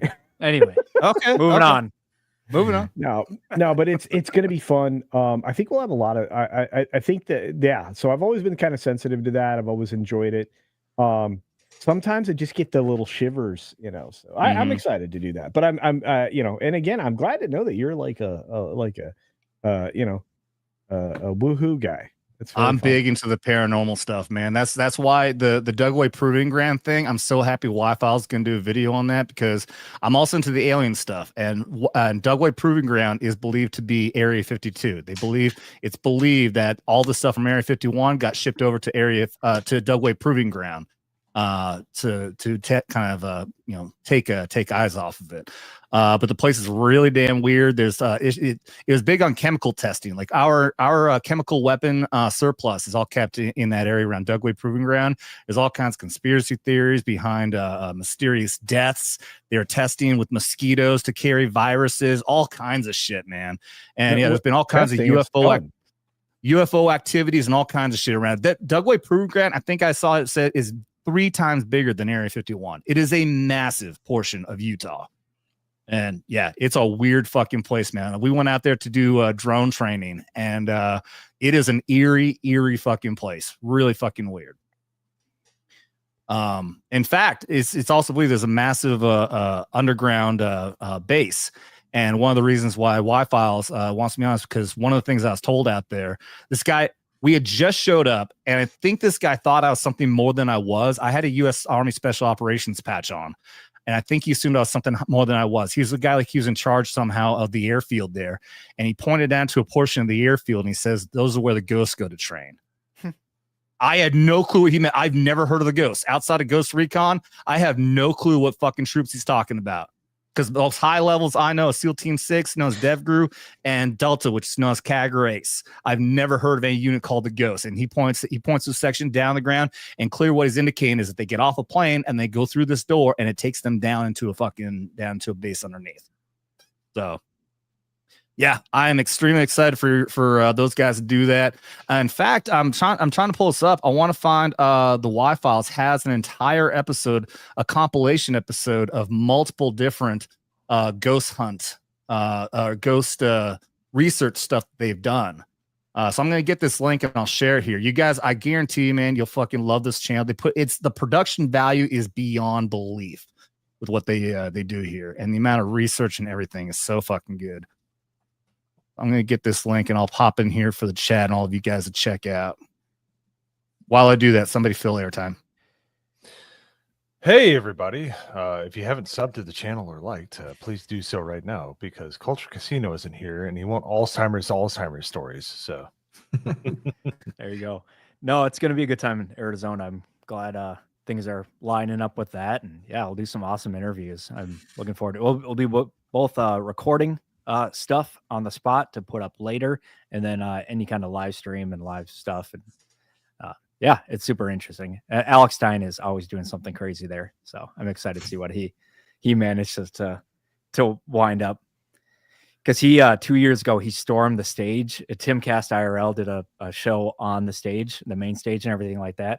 And right into it, somebody comes up running with a Joe Biden mask or some other mask like that, and security go right at him, and it was Alex Stein, and they carry him off. But I guess the deal was they tried to get it approved with everybody, with the security and stuff like that, but it was just one off security person that took their job seriously and didn't get the memo, apparently. So stuff like that can happen. Dude, Blue Cord, you're taking off, man. Oh, fuck. I'm so sorry. We got so many damn super chats I got to get to you here, man. Let me roll through some of these in case he's still here. But here's the link. This is the Y-Files compilation video that they've done of different stories they've done on ghosts and investigations and whatnot. Very good stuff. What I love is that it's high value, high production value. He debunks things that he can debunk. He's not just hyping things up and just wants to get clicks. He actually does real fucking research on this thing, which is something that a lot of channels don't do. They just fake things so often. So, all right, let me get into some of the Blue Cord chats here before he takes off. We got Blue Cordell for another 20. Says, Megyn Kelly had Pete Hegseth on an awesome interview. Is this after he got the nomination? It was recent.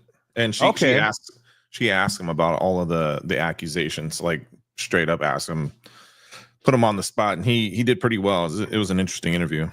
Good. I'll have to check that out. Yeah, I didn't know about that. All right. Thank you so much, Blue Core, for the 20. That wasn't an approach.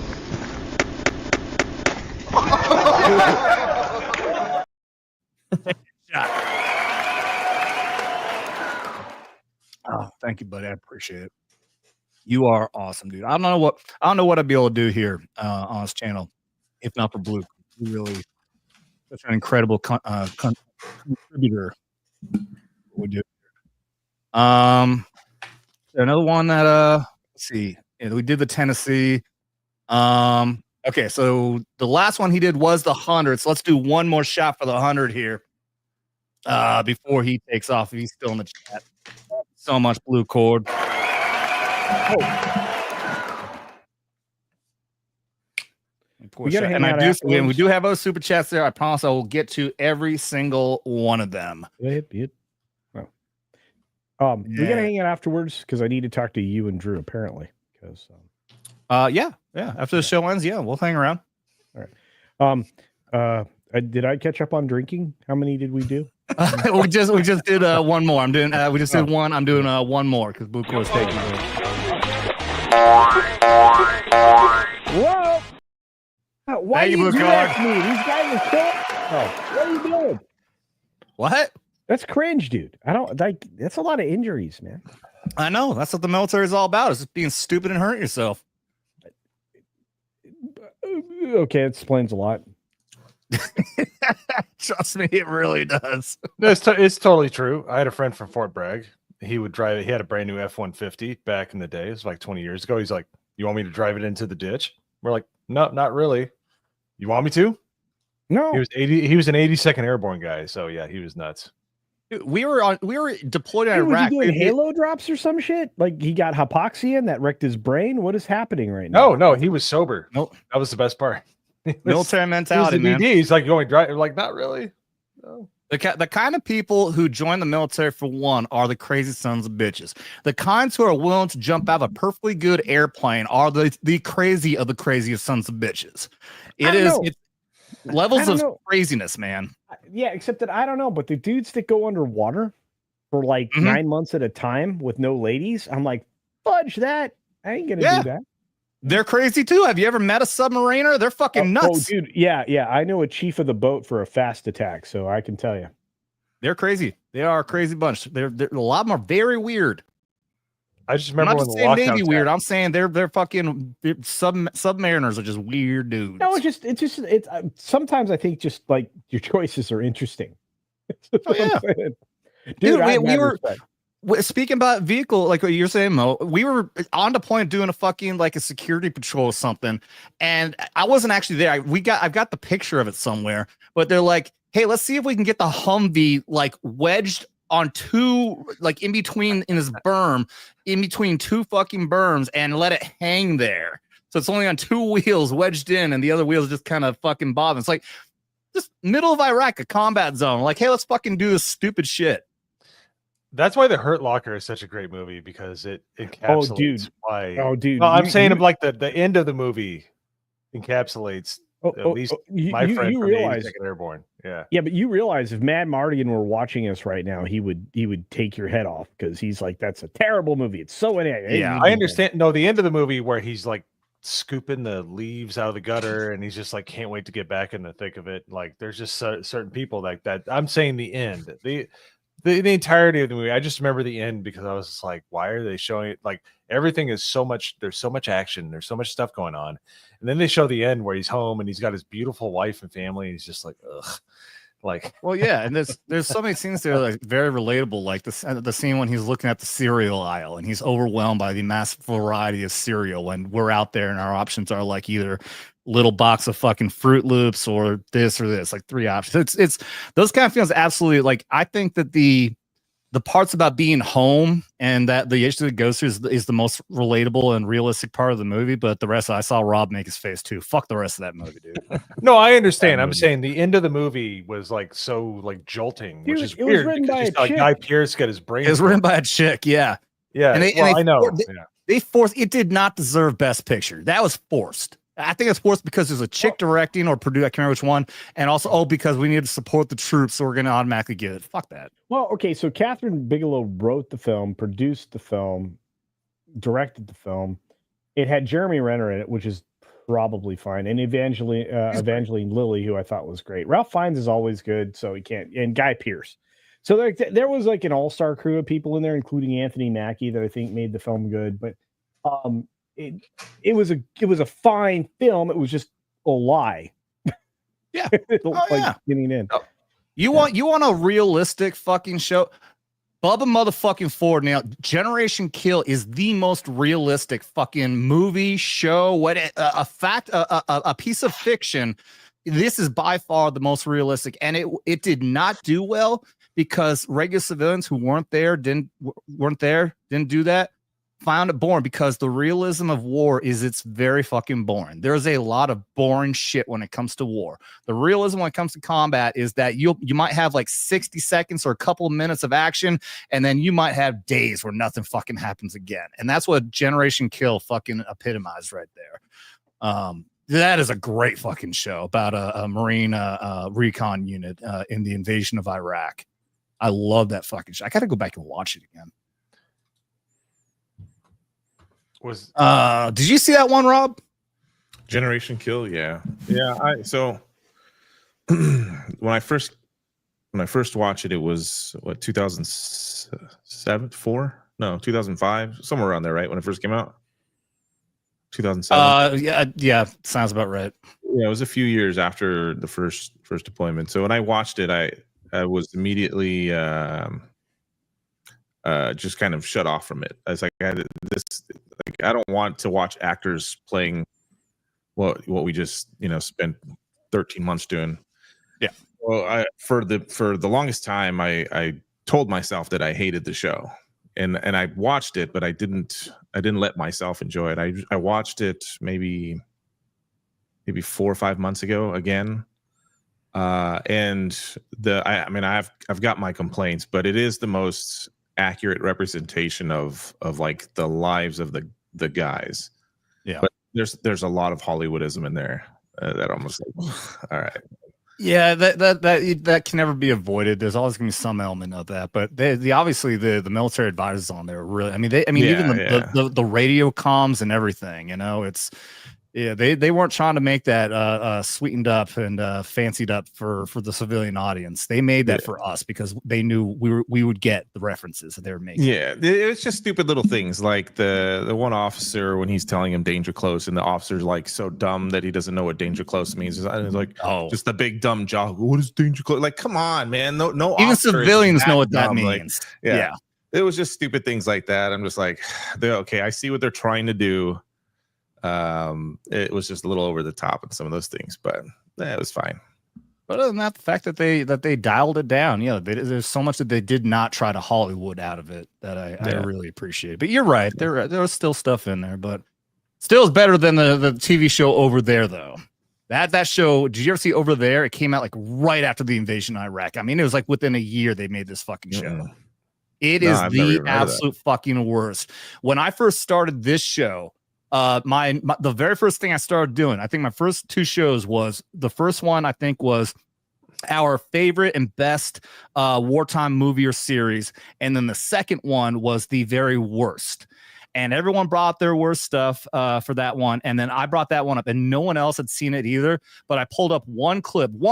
I simply had to explain. I couldn't find a video of it. But they try to make it look as realistic as possible. They're calling it Over There because this is over in Iraq. That's actively happening. It just fucking started. There is a scene in there where they're in a fucking battle, in a battle, and it's so over the top and so unrealistic and so bad that there's an insurgent charging after this soldier. He fires a 203 round, which is a grenade launcher. One, we all know if it's so close, it won't explode. There's a certain amount of time by it spinning that charges the round. It was so close, it blew up like instantaneously, and it blew off this guy's entire top of his body, and his legs and lower torso still took like 2 or 3 more fucking steps. But then on top of that, the one clip I brought up was with the staff sergeant on there, who they call him Sergeant Scream. And they have a sergeant major or a general, somebody come by, like right in the middle of a war, like right after a battle. They're out still like doing security. And this, I'll call him a colonel, goes up and they say, I hear they call you Sergeant Scream. Why is that? I have no idea why, sir. Who in the fuck would ever do something like that? Especially the fact they're still in a combat zone at that. So anyways, I'll get off it. It is the dumbest, worst fucking show of all time when it comes to military. Look it up, guys. Well, that's the thing with war movies. You really got to wait 20 or 30 or 40 years and then make something like a Saving Private Ryan, where you get a good take on it, and you do the actual research. The whole ongoing war on terrorism stuff, it seemed to always fall flat. That Matt Damon one, remember that Green Zone and stuff like this. Oh, that's right. Yeah. Green Zone. I forgot about that. Okay, so what separates? Okay, so look, I mean, I like all this stuff. I mean, I'm the film guy. I'm an entertainment guy. I do business analysis for entertainment. So when you look at those things versus something like what Wahlberg did, right? You remember the movie with the assassination that was, all of that with the paper patching about the rifle and everything else, kind of rewinding into Shooter. Shooter, yeah, that's a good one. But that's my question. It's like, okay, so that sells because because it's more realistic than what we're getting in these other movies, because it's like this could happen. This is, this person has this proficiency. They're that good. Versus something like, well, Hurt Locker, which we were just talking about, or something like that. It's like, well, quick answer is like, you can comprehend what shooter, kind of shooter would be. It's in your own backyard. Yeah. Most people from America don't travel at all around the world. Don't leave the continent. So, or if you do, you go to a few spots in Europe and a few spots in Asia that are tourist stuff. But yeah, most people can't comprehend, spending 12, 15 months in Kuwait and Iraq and, Afghanistan, all these places. And it's even hard for us to explain it when you come back. And even when you're there, you each have different roles as well. And even if you have the same role, you'll experience a completely different day, one day to the next. So I don't know. Like, I think I know where you're going with that, with like, Shooter, the Rock back in the day, these stuff, police shows. Yeah, it's maybe because you can see the background, you can be like, oh, that looks like where I grew up or where I went there one time. Well, but like the Middle East is its own animal. But you bring up a good point, because like for me and the boss, when we travel, it's the experiences outside of the tourist areas is what we look for. We don't go along with the show, right?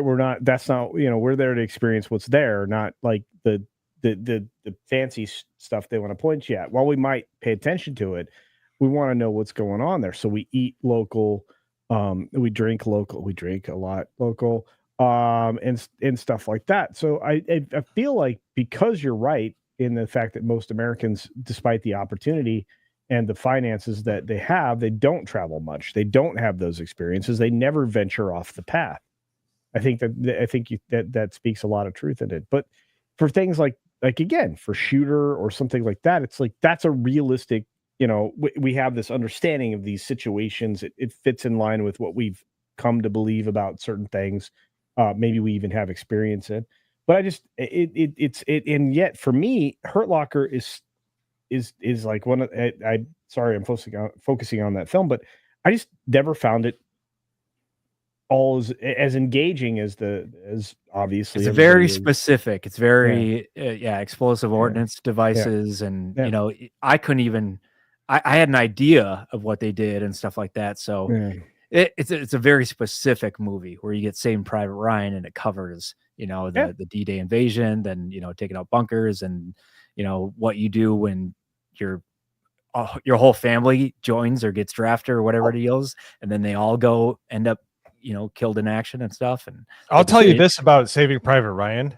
This is the reason why I thirst people in every battle royale game ever, because I don't want that motherfucker coming back and stabbing me in the neck. So yeah, I'm like that too. But so there was a recent film in the last 2 years that was a single shot film. It wasn't. It was shot in a few pieces, but it looked like a single camera, single shot the entire time. 1917. Yeah. Oh yeah. And so everybody can relate to that, because every moment that happens in that movie is done linearly. Mm-hmm. Right. And we have an understanding of the situation in that period of time. Right. And so to watch somebody go through things that you can relate to with the history you were taught is helpful. So that works out. Right.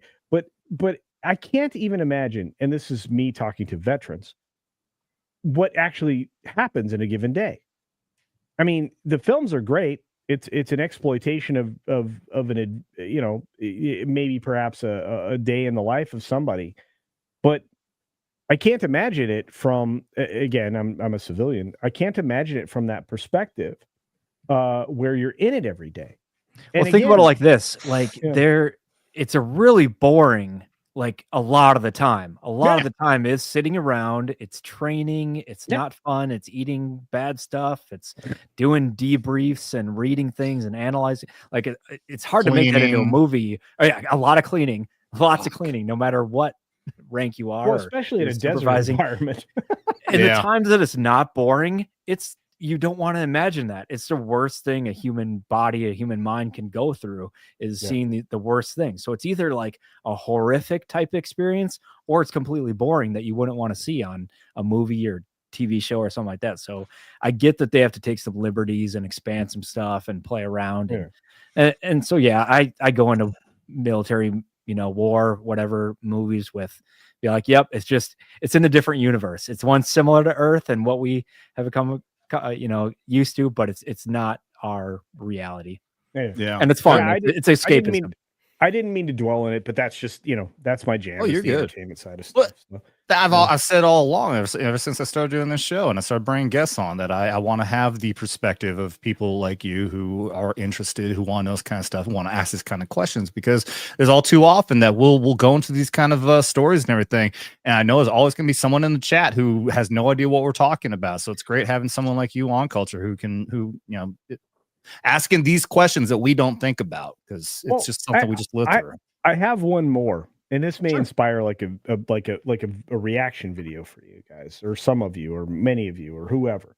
But I watch a few videos about people reacting to a YouTuber who talked about proportional response.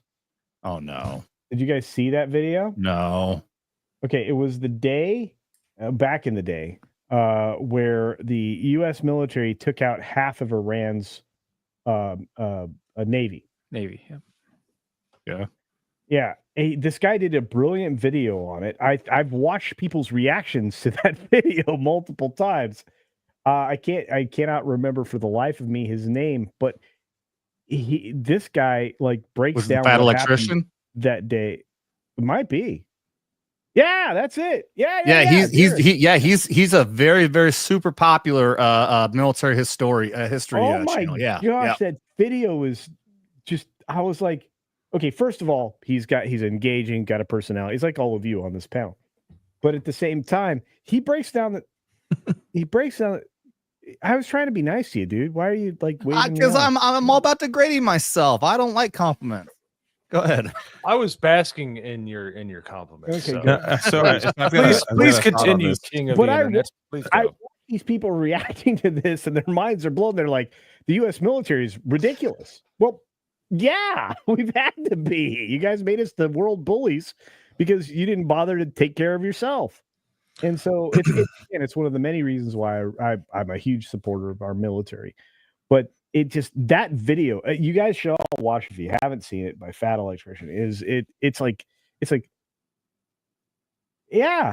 yeah, that sounds like us. There's some people that know a ton about history, either battles or countries, or rise and falls of empires and civilizations and religions and stuff like that. And when they can convey that and put it into either a script or just talking about it and record, and it's amazing. I mean, just going back, like we were talking about the news, how people who talk on the news are the new news, just like they're the ones that are writing the history books. It's these, kind of streaming YouTube stuff that, these people that are just like, intelligently autistic, that just can figure something out and just be like, I would have never thought about that in that kind of way, or break down like a fight science. So people like me who go, wait a minute, how'd that? But but you can understand their mind. I had a thought from what you were inquiring about culture. Yeah. So like when you're looking at movies like anything World War II, World War I, Vietnam, even stuff from '93, like the Black Hawk Down stuff. Yeah. Like all of that stuff has been historically captured. It's been translated into stuff that the population, that society can tolerate and digest. I think the problem with GWAT, the Global War on Terrorism, is like we haven't done that yet. We're just a few years removed from it. And for most, it's still going on for a lot of the special operations teams. But we haven't done the same thing that we did with like Vietnam. Right. Like Vietnam at the time, from what I have seen and read and been told, was very confusing and it was very divisive. It ended, and we kind of, as a society, we've healed, we've accepted. We know there was a lot of corruption. There was a lot of crazy things that went on. It was captured historically and then translated, and then you can tell a proper story. with Iraq, Afghanistan, Syria, everything going on right now, it's like how do we translate something that we still ourselves as veterans don't quite understand? Because like in the beginning, how it started with 9/11 and chasing Osama bin Laden around that part of the world forever. I mean, it took us a long time to catch him. And then we were over there. Then all of a sudden we were in Iraq. And then all of a sudden we're in Syria. And now we're bombing Yemen. Like, well, yeah. So like, what is it? What is it all for? What does it all mean? We ourselves, I mean, I'll speak for myself and people that I associate with. We ourselves haven't quite yet accepted everything and like have been able to digest it and really figure out why we were there. We're like, why did this really happen? Was it weapons of mass destruction? No. Was it like, well, you know, and for me, it's so opposite, because at the time when I was drinking the Kool-Aid. I was all about it. Like, okay, we gotta go take down Saddam. You know, he's a bad guy. We've got to do this. We got to do that. And then I get out and I start looking back and thinking, wait, that's kind of fucked up. Why did we do that? And I started questioning after the fact when I wasn't drinking the Kool-Aid anymore. Yeah, and I think a lot of veterans have gone through that. They've gone through they're drinking the Kool-Aid, being super patriotic, doing their job. Yep. And then all of a sudden it's like anyone from Sean Ryan to I don't know what the other the vets that are in the space have kind of said the same thing. Like, what were we doing there? Yeah. And so, like, how do you translate what veterans they themselves can't figure out into a digestible, good storytelling movie like Saving Private Ryan or like a Vietnam movie? Okay, so that's tough, man. So I got to out here. You mentioned something I actually know a little bit about because one of my friends was in Somalia in '93. So that's a conversation I've had with him more than a few times. Do you know who he is or what unit he was with? I cannot recall that immediately. I could call him, but I don't know if he'd even pick up. But yeah, so my buddy was there. I don't think he was directly involved in anything that's associated with that film. I'm just going to say, but his experience there was exactly what you just described. Confusing. You know, and that's a weird place to be when you're hearing somebody, and like, this thing is famous, right? This event, this period of time, 93 specifically in October, right? That's all something that like people like me are going to remember, and like, especially since it's related to a film. But it's when people are telling you when they come back from there, I don't know what was happening. I don't know why. You know, there's nothing clearly delineated in terms of, you know, they get clear cut orders for sure, and they have objectives to achieve, but it's weird, man. I like you said, it's why, you know, I have mad respect for you and him specifically. You know, he came back and went into law enforcement, by the way, but it's just it's that weird. It's that weird thing. And when every one of my friends, you know, that has been in the military, that we have these conversations, they all kind of relate to what you guys recently said. I mean, you have to wait and reflect. And it's maybe a generation away from when we were involved in that. Right? We understand we have the names of operations, you know, for these different events in history. We have kind of a breakdown of what actually occurred and a timeline for it. But that's years after the events, you know, and it brings into focus for me the fact that, yes, we had been attacked by somebody. Yes, they were associated with somebody, but we also had to protect, like, you know, the first Gulf War, oil interests. That's what that war was. It was oil interests. I don't know if anybody convinced me the second war wasn't about the same thing. Well, I mean, my question would be then, well, why didn't we take the oil? Because we didn't. Probably 100,000 visual optical reasons. But you get my point, though, is that everyone was saying that the whole reason was for the oil, but we didn't take any oil. Did we buy it? Tell you what, we the powers that be wanted to distribute energy in a way that it was controllable. That's why OPEC even exists, to be fair. But that's an entirely other conversation. So, but I look, I don't want to go too far down the geopolitical. No, I know that. Trust me, I know. Business, we could go into a big discussion on that if we go down that rabbit hole. Obvious business, you know. It's I mean, it's dark money. Yeah, and that's the thing. It's like if you look around the world, why do certain hotspots develop? Why do we see large caches of weapons transferred to individual governments? Why do we see, the patterns that go with that? Please don't get me into this. We'll be here forever. Yeah, I know, dude. Trust me, I got all my own theories, man. Mo? I know. I got. Yeah, sorry, Mo. I interrupted you. Did you have something you want to say? I'm going to get some super chats otherwise.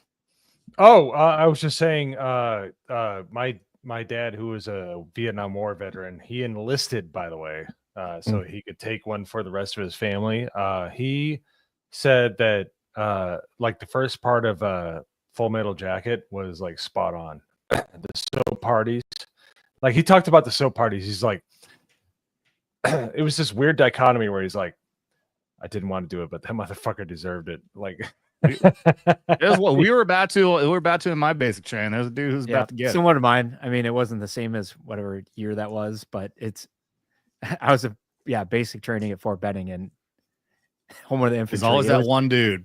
Yeah, it was very similar setup. 60 bay, 60 guys from all over the country, all over the world, and different ages, and like tensions get tough and people act like idiots, and it's called mass punishment or whatever it's called, where it's one person fucks up and you punish everybody else. Yeah, which is what you should do as a coach, like a basketball coach. Yeah, you gotta make sure. I was gonna say, but when they don't learn and they keep making the same mistake, and everyone else has to do push-ups or clean for them, corrective action has happened. Yeah. But it's supposed to bring people together. But no, I was going to say, it sounds very much like sports. Sports culture is that, right? So, locker room. So it's the same thing. It's why look, I know, gosh, this is going to make me dramatically unpopular, but, hazing events are key sometimes, especially for male bonding and for, the whole unit, but for whatever we want to call it. It's just, you have to address it. So again, it's trial by fire. It's try to, I've been to a lot of different leadership training things, and they push you until you're at the point of whatever quitting. Well, you have to break. You want to see it's a break to push you against a wall in a training environment to see what kind of decisions you'll make under the most amount of stress.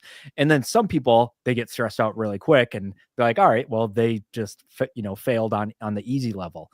But some people, the longer you wait it out, the more it'd be like, we'd be doing these like plan attack and ambush and these different things like that. And it would go easy for some people, or they get pushed and they're like, all right, you could tell the leadership could really tell when you were, really pushed to your limit. And then other ones, they just seem to like go right through it. So they added more stuff. You're like, oh, now you got press here. Now you got the media. Now you got, now you're wounded. Now your buddy's got to take over. And it was meant to see what your character would be like, both when things are going well and when things are not. Which is why it's really important, not just in the military, but in the political theater, to vet your freaking people that you're bringing into the environment, which is what you don't do anymore. There's especially people's lives depend on this. Like if you're gonna I don't care that fucking Vincent D'Onofrio blew his head off with Charlene. All right, good. One less loser in the field, it's just like, well, it's just, I look at it to me, it's just like, look, like to get everybody involved and have the participation trophy at any level is detrimental across the board. If you can't cut it, then find something else to do. If you can cut it, then you should be you should be held to the fire. You should be made. You should be sharpened. You should, like they always say, the hardest the hottest fire makes the hardest steel. Yeah. That's what we want. That's what we need. That's what I want. Because then you'll be tested later, and when it matters, when it's not a training session or it's not, on the field or whatever after school on Friday night, when it actually is a real thing, then you'll know, oh, I'm capable of running this fast or making that decision when danger's outside the door or home invasion stuff, anything. Life is not a participation sport, right? You have to be involved in it. Yes. And you're not going to get a participation trophy for it. And in the United States, we have something called advanced citizenship, where we have to select leaders who will be the best, and we do it as a like a group, not a collective, but a group of people that unfortunately are only divided into two parties at the moment. Anything else, independents or green, that's falderall. But but we have the most advanced system of governance, which requires the responsibility of its citizenry, which means you have to take that shit seriously. We don't have people doing that anymore. And one of the things that is the problem is because my failures, and this is the point of what I'm saying. I mean, that was the middle. If you're looking for the end of this rant, the middle is that my participation and failures in my life, my failures are the things that define me, because they led to more successes, because I had to learn from where I was deficient to become proficient. And I don't think people realize that. It's why books like, I largely feel books like the 10,000 hours idea, that's our strength. The understanding that you do not get from point A to point B without a hell of a lot of work. And if you want to be exceptional, it takes more. Yeah, when you give everybody a trophy, that's gone. You are perfect, little princess. You are exactly what we need. Bologna sausage. I was first year millennial. My graduation was in 2000. So that I'm sorry. Born in the 81. Yeah, I know. I was supposed to be Generation Y as well. But I never even thought about it. Like, I remember, you see, I think I even said this on the show. I said, you know what? I may be a first year millennial, but I never got a participation trophy. Looking back, yeah, I did. 5th grade, I was in a fucking school bowling league, and I got a trophy for 28th place. You know how cool I thought I was? Because that trophy was big, too. It's like this fucking big. I thought I was such a good bowler, and I had that on for like on my shelf as a, source of pride. Look how good. I wasn't good. I wasn't good. I got a meme. I got a meme I'm gonna make, so that'll be fun. Hey, if you're not first, you're last, Adam. Come on, brother. Oh yeah, but I got a trophy. That meant I was good. That was the mentality I had when I got that stupid fucking thing. I thought I was actually good at bowling because I got a trophy. No, that's the mentality. You know who wins with participation? Yeah, participation trophies. Who wins is a trophy maker. He's like, yeah, I'll make trophies for everybody. their business skyrockets. I need. Okay, so watch out for big trophy out there. So we have some general dumb shit. Miley, right? Somebody tell me. Millie. I don't care what his name is. Fuck that guy. Yeah, fuck that little bastard. What I have can we show the meme of Eisenhower versus Millie with the medals? That's my point. Where did all those fucking medals come from? Because he did jack all. I explained this on here before. Like, I pulled my, like, a lot of what we have now is, I remember my drill son, my first day at Teak, he called him been there and done that. All right. Now there's plenty of guys like, there's the guys like you get the fuck the Boy Scouts, like, dude. Yeah. Like, if you go, I have overseas service ribbon because I served in Italy. I have NCO development ribbon because I went to fucking pilot sergeant school. There's a fucking army service ribbon, which is the dumbest fucking one of all. You graduate basic training, you get a fucking ribbon. There's a lot of them, but a lot of them have been there and done that. It's like, I have the humanitarian aid medal because my unit went to New Orleans for Hurricane Katrina relief. So a lot of it is been there and done that is what it really is. You look at a guy wearing this uniform and you can see everything he's done. You can see all of his deployments and all that kind of stuff. Now, the point that you guys are making is that, medals used to be specifically for some kind of acts of heroism or shit that you've done well. But even beyond that, though, like, there was there was World War II what am I thinking of, Rob? They got a medal for winning World War II. So everyone who's in the army at that time automatically got that. A unit citation, or no, it was a ribbon, it was a medal. But yeah. You know what not even meritorious or anything. It was like they all got because they won World War II. That's it. I think Eisenhower. I think Eisenhower should have got a medal for 100%ing living in every state in the fucking union at that point, because he lived in all 48 states. He said, "Okay, platinum trophy." Yeah, but you stay in long enough, and you're gonna have a full gigantic fucking rack of been there and done that. And You know, there actually are some there are some generals, you'll see them out there. In fact, I remember one of the medical generals during COVID. He only wore like his specific earned awards, meaning shit that he actually did it for. So trust me, very few people are going to be like, oh, I don't want to wear that because it's stupid or anything like that. You still want to look sexy. You know, you go out there and you got a bunch of fucking ribbons on, still looks sexy, but as far as Millie goes, though, Millie, I think I looked up his history. His actual experience is very limited. He is special forces. I don't think he ever served in a special forces group. I think if I remember right, looking at his history, he went to special forces school and never even went to a group, which is something like sometimes. I've met some of these guys, right? Every single Green Beret, just because you see them wearing a Green Beret does not mean they're actually badass. There are a lot of piece of shit Green Berets. And I met some when I was in PSYOP. I worked in Special Operations Command, and I met one at a schoolhouse, Special Warfare Training Center. This guy was an absolute fucking piece of shit. Thought he was a badass, would like act like he was a fucking drill sergeant. Like, you guys are supposed to be chill. Why do you feel like you have to fucking prove yourself and pound your fucking chest? Because he's a bitch. He's a fucking guy who just managed to pass the fucking course, and that's why he was at the schoolhouse instead of actually out on a combat group. Well, as a civilian, I remember the whole thing with the Green Beret was early 2000s or late 90s, where they basically started assigning it to everybody aside from the special forces, right? The Green Beret? The Green Beret. You're thinking of the Black Beret. You're thinking of the Black Beret. Yeah, Am I thinking of the Black Beret? I thought it was a Green Beret because it's people. It's the Black Beret used to be the Ranger Beret. Okay, and then everybody else had just normal patrol caps, except for I think your paratroopers had the maroon berets. And then General Shinseki is the one who changed it. He wanted like uniformity among the troops and changed the rules. So brought the black beret for the entire force, which meant the Rangers had to change from black to tan. And which then look good in the new uniforms though. In the ACs they look pretty good. Yeah. So I have to say this. Adam explained how you shape the beret. I would be happy with just yes.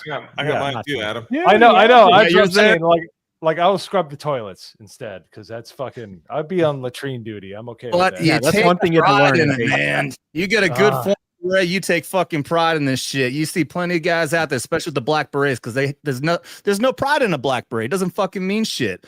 But when you got a fucking maroon or a tan or a green, actually surprisingly enough, the Green Berets. And I know here's the reason why. You see a lot of chewed up Green Berets, but the reason why is because, like he was saying, you have to form this. You have to use hot water and it has to shrink down to your head. Most of us have fucking high and tights, very, very little hair. Special forces guys have a lot of fucking hair, so they can't do that right. So that's why you see a lot of Green Berets are very chewed up because they couldn't properly form it when they're having to have it shrink down. So a lot of Green Berets are still chewed up. That's the thing. Like Adam gave us a 10-minute dissertation. And I'm like, that's you have to shave it first. That's the first thing. You got to shave your beret. That is actually that's what I'm saying. Like, you gotta shave it. Yeah, I'm like, I didn't believe it. No. I learned a lot of things in basic training that I never thought was a thing. Yeah, I can't believe you got to learn.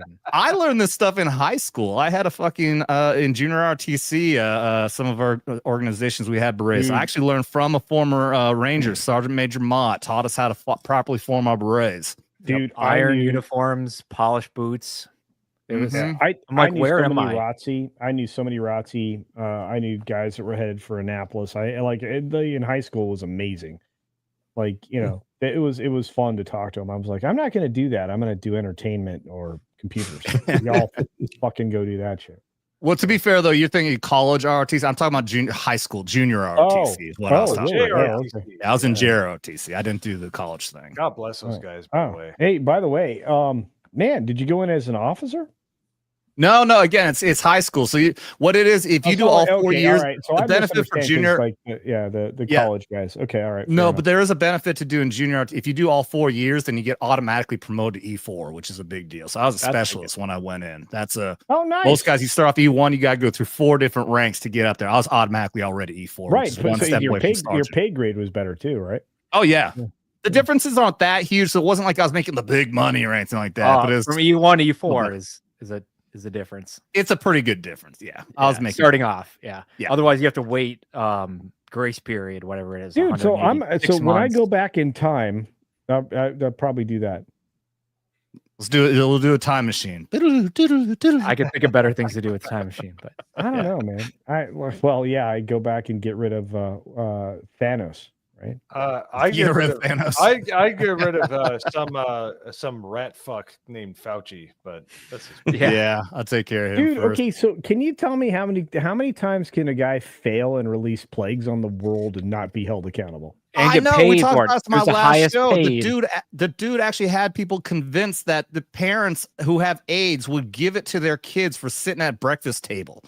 dude. He was. I the remember dumbest watching motherfucker. Mr. Belvedere episodes where they're like, Oh, yeah. "Don't get near him." Yeah, you remember that? He's like, Yeah, and that was all "Yeah." because of Anthony fucking Fauci. He had everyone believing that you're going to catch AIDS from being in the same house with somebody who has AIDS. And this dude ended up being the most highly paid government official in the United States of a fucking America. And he was a failure. Does that make him the highest paid retired person too? He will be, yeah. And so is his wife. His wife is doing pretty good too. Just FYI. God. Yeah. I got to hit these super chats and then we'll do a little something. Dr. Gold for $4.99. I hope this doesn't mean he's leaving me. He says, Adam, it's been a fun ride. I'm glad I found your channel a year ago. I think he's saying, I love your Tom reaction videos. Well, I hope you're still here. I hope you're not leaving me. Thank you very much for the I don't think $4.99, like a final moment, like, you suck. I'm fucking leaving you, dick. Fuck this shit, I'm out. Thank you very much, everybody. Appreciate you. Yeah. All right, and Eric K popped in the $5 says, you did not know Culture dresses up on weekends as a Ghostbuster, complete with a proton pack. He calls what's in his pants his particle thrower. Why? Eric, we're friends. Why? Thank you, Eric.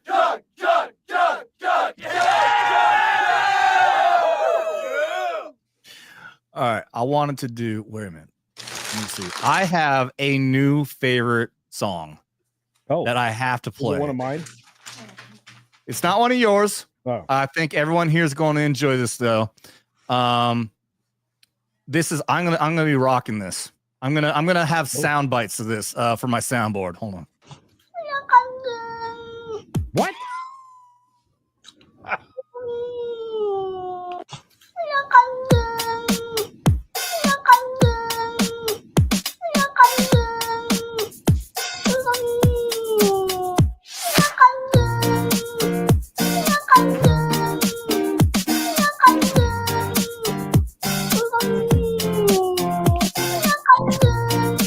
What the fuck?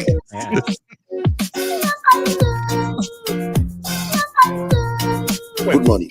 Why are you gay? Why are you gay? Why are you gay? You are gay. Why are you gay? Why are you gay? Why are you gay? You are gay. Why are you gay? Why are you gay? Why are you gay? You are gay. Why are you gay? Why are you gay? Why are you gay? You are gay. Hey. Kill it with fire. Oh, my cat is gay. AI is getting interesting. AI was a mistake. I don't think that was AI. I think that was an actual cat making it sound like he's saying, look, I'm gay. And dude, and that was a looper doing what loopers do. So well done. Yeah. Holy cow. That was great. I actually had fun. It is a good beat. I think you could dance to it. So there you go. Yeah, exactly. I was feeling it. I just randomly came across that on Twitter yesterday. Like, better believe I'm playing that one. Send me that link. I might play it on tomorrow night's show. Yeah, you already saw the beginning of the fucking monologue. It's gonna be ridiculous. I was gonna say, let's get the full script in private chat. Just drop it in comments. Do you want the whole thing? It's ridiculous. Just everything. I want all the beats. Oh god, dude, dude, I have a whole bit on hag maxing. It's gonna be great. For anyone in the chat who wants it, I'm dropping that link I just dropped. That's the video right there. I'm dropping the private chat right now for you guys. Tremendous, bro. Well done. Yeah, so good. I simply saw the the little quotation about look, I'm gay. I'm like, is that cat is saying, What? look, I'm gay. Look, I'm gay. What the Look, fuck? I'm gay. Look, I'm gay. Someone's gonna clip that. They're gonna clip me, dude. You worry about you. I'm fucking doomed. God. They always want to go after the bigger guy. You're the bigger guy. No. Dude, no. It's these crazy fuckers. It's all toxic man flu's fault. Fucking wrecking me. It has nothing to do with that. I'm not big, dude. You know what? Y'all say I'm big. I'm like not. Okay, I'm not, bro. I see you. I see your fucking streams. You're streaming 150 people fucking watching you consecutively. You're doing just fucking fine, dude. I'm having fun. That's what I'm doing. Yeah, I retired to have fun. That's what I did. My life is about hanging out with y'all. I could not be having more fun than when I'm on a live stream with people. Even if it's not mine, I'm like just hanging out because it's like, dude, this is a party. I get to hang out with dudes that are fucking cool, served in the military, and then Mo. I get to hang out with Mo. And then there's Mo. And then there's I was just saying this the other day that my my motivation factor is like whenever it comes like lately, like I've been going through a funk. I haven't explained exactly, but there's been some funky shit going on in my life. And You're I just handsome. You have an interesting haircut. Okay. Slow the fuck down, culture. All right. Seriously. Okay. Like we were talking about participation trophies. You're throwing them out there like the fucking just free. Oh no, you're right. Okay, Adam. Okay. We want Adam to feel good about himself. I do. We don't want him to like you got. There's a limit. There's a floor. My goal is for all of you to surpass me. True story. I tell people that all the time. They don't believe me. I wish I could, but you keep on running away, dude. We fucking hit 10,000 the same week as each other, and you were just flying past me, dude. I'm about close to 150 away from 15,000, which I'm very proud of. But you are just fucking killing it. Calm down. So one of my favorite people on the planet's X-Wing, right? You know, he's friends with X-Wing's great. Everybody else. Right. And I told him when he was down in the 400s, I was like, bro, you're going to go right by me. I said, the most important thing you need to do, and this is the best advice I give to anybody, be yourself. You're brilliant at being yourself. You're talking about me? No, yes. I'm talking about I'm fucking asshole. Here. I don't know why Bill wants to hear what? me. We just had this conversation, culture. Don't hand out the participation trophies.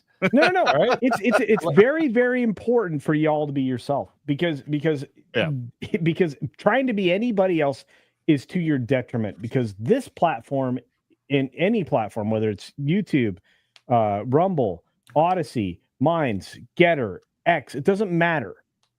Be yourself. Be your authentic self every moment. You will be rewarded. I promise you. Do that. And even if you don't become a superstar, you never compromised. And since we're talking about being our this is clearly my authentic self right here. This is me. Okay, this is no AI. This is me. I have nicer fingers. This is my knife hand persona right here. I like it.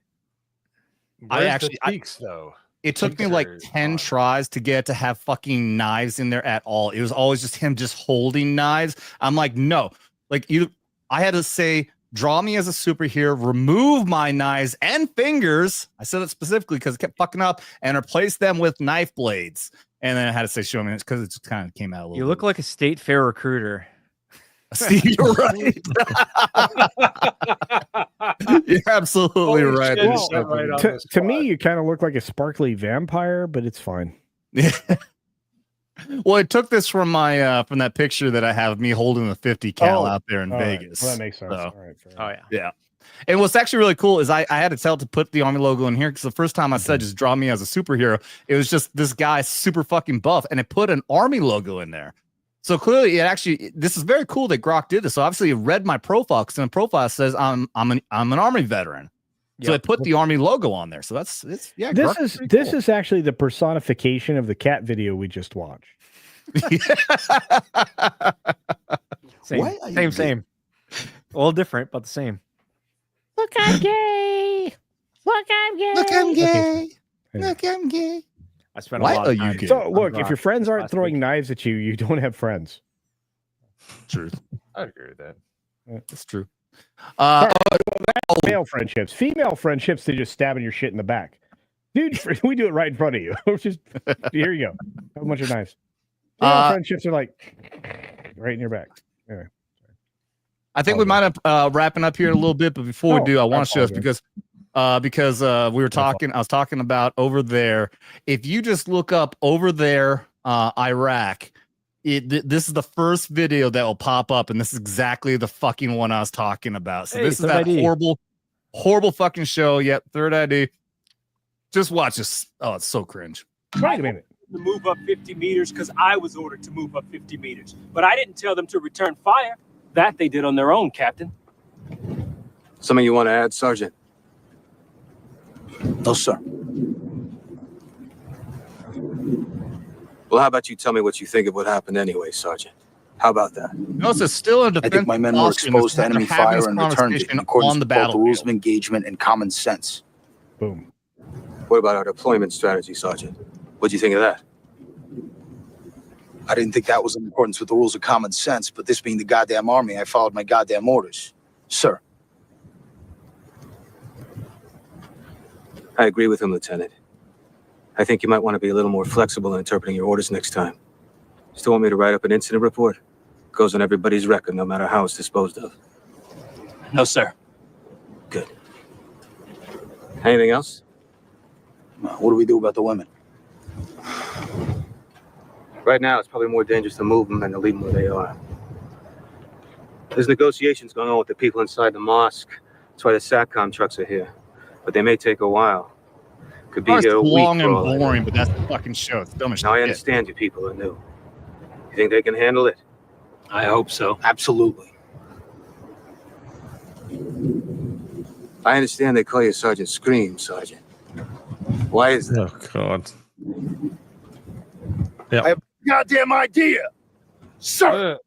Ew. That's a good name. Wow. Oh no. Cringe. It looks like a training video. I know, right? So that show is so fucking bad, dude. Looks like one of those actors put on their uniforms. Looks like one of those AFN commercials. Yeah, that's what it does. It looks like the Armed Forces Network. Okay, so when I was growing up, we got like PSAs or some shit in our fucking classrooms and stuff. Like that seems like a fucking PSA for military persons. Like, you know, and you guys remember those, right? Like, you know, a public service announcement. You know, the idea that like, you know, like in the 50s, you would have been like, you know, put your head under your desk when a nuclear bomb throw it up. Oh yeah. So yeah, I get what you're saying. Yeah. It's just like, oh man, come on. But overall, I thought that was good acting there. Halfway decent dialogue until one part. The actors aren't bad, but I mean, even the sergeant there, he's so over the top. No sergeant would ever actually talk like that in front of his officer. But I mean, sometimes they're really bad. Lieutenant. Like, I know you have a complaint, but let me hear your complaint in real time. As we're on the battlefield.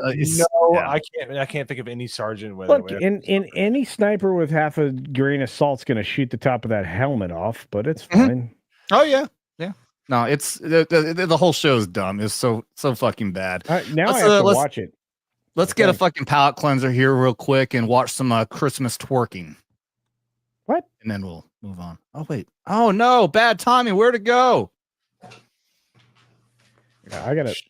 What? I'm shocked you lost the clip. Oh God, no.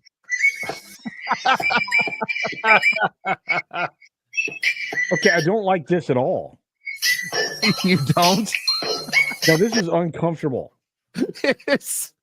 She's got one of those butt noses.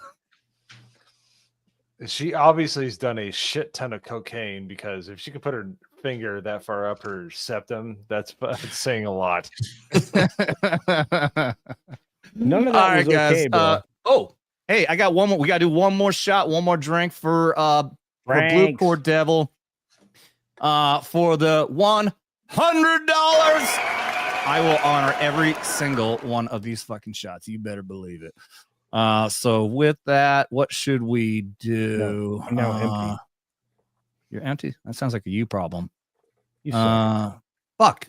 Oh, you know what? Just because he's gone now, I haven't done. Let's. Fuck Joe Biden. Damn right.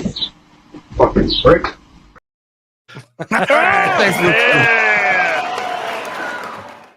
I spent fuck so Joe much Biden. money. Dude, I just spent like all of Christmas on this fucking glass site. It's worth it. It's amazing. Dude, I have family that's gonna be pissed when they get this shit too. Great.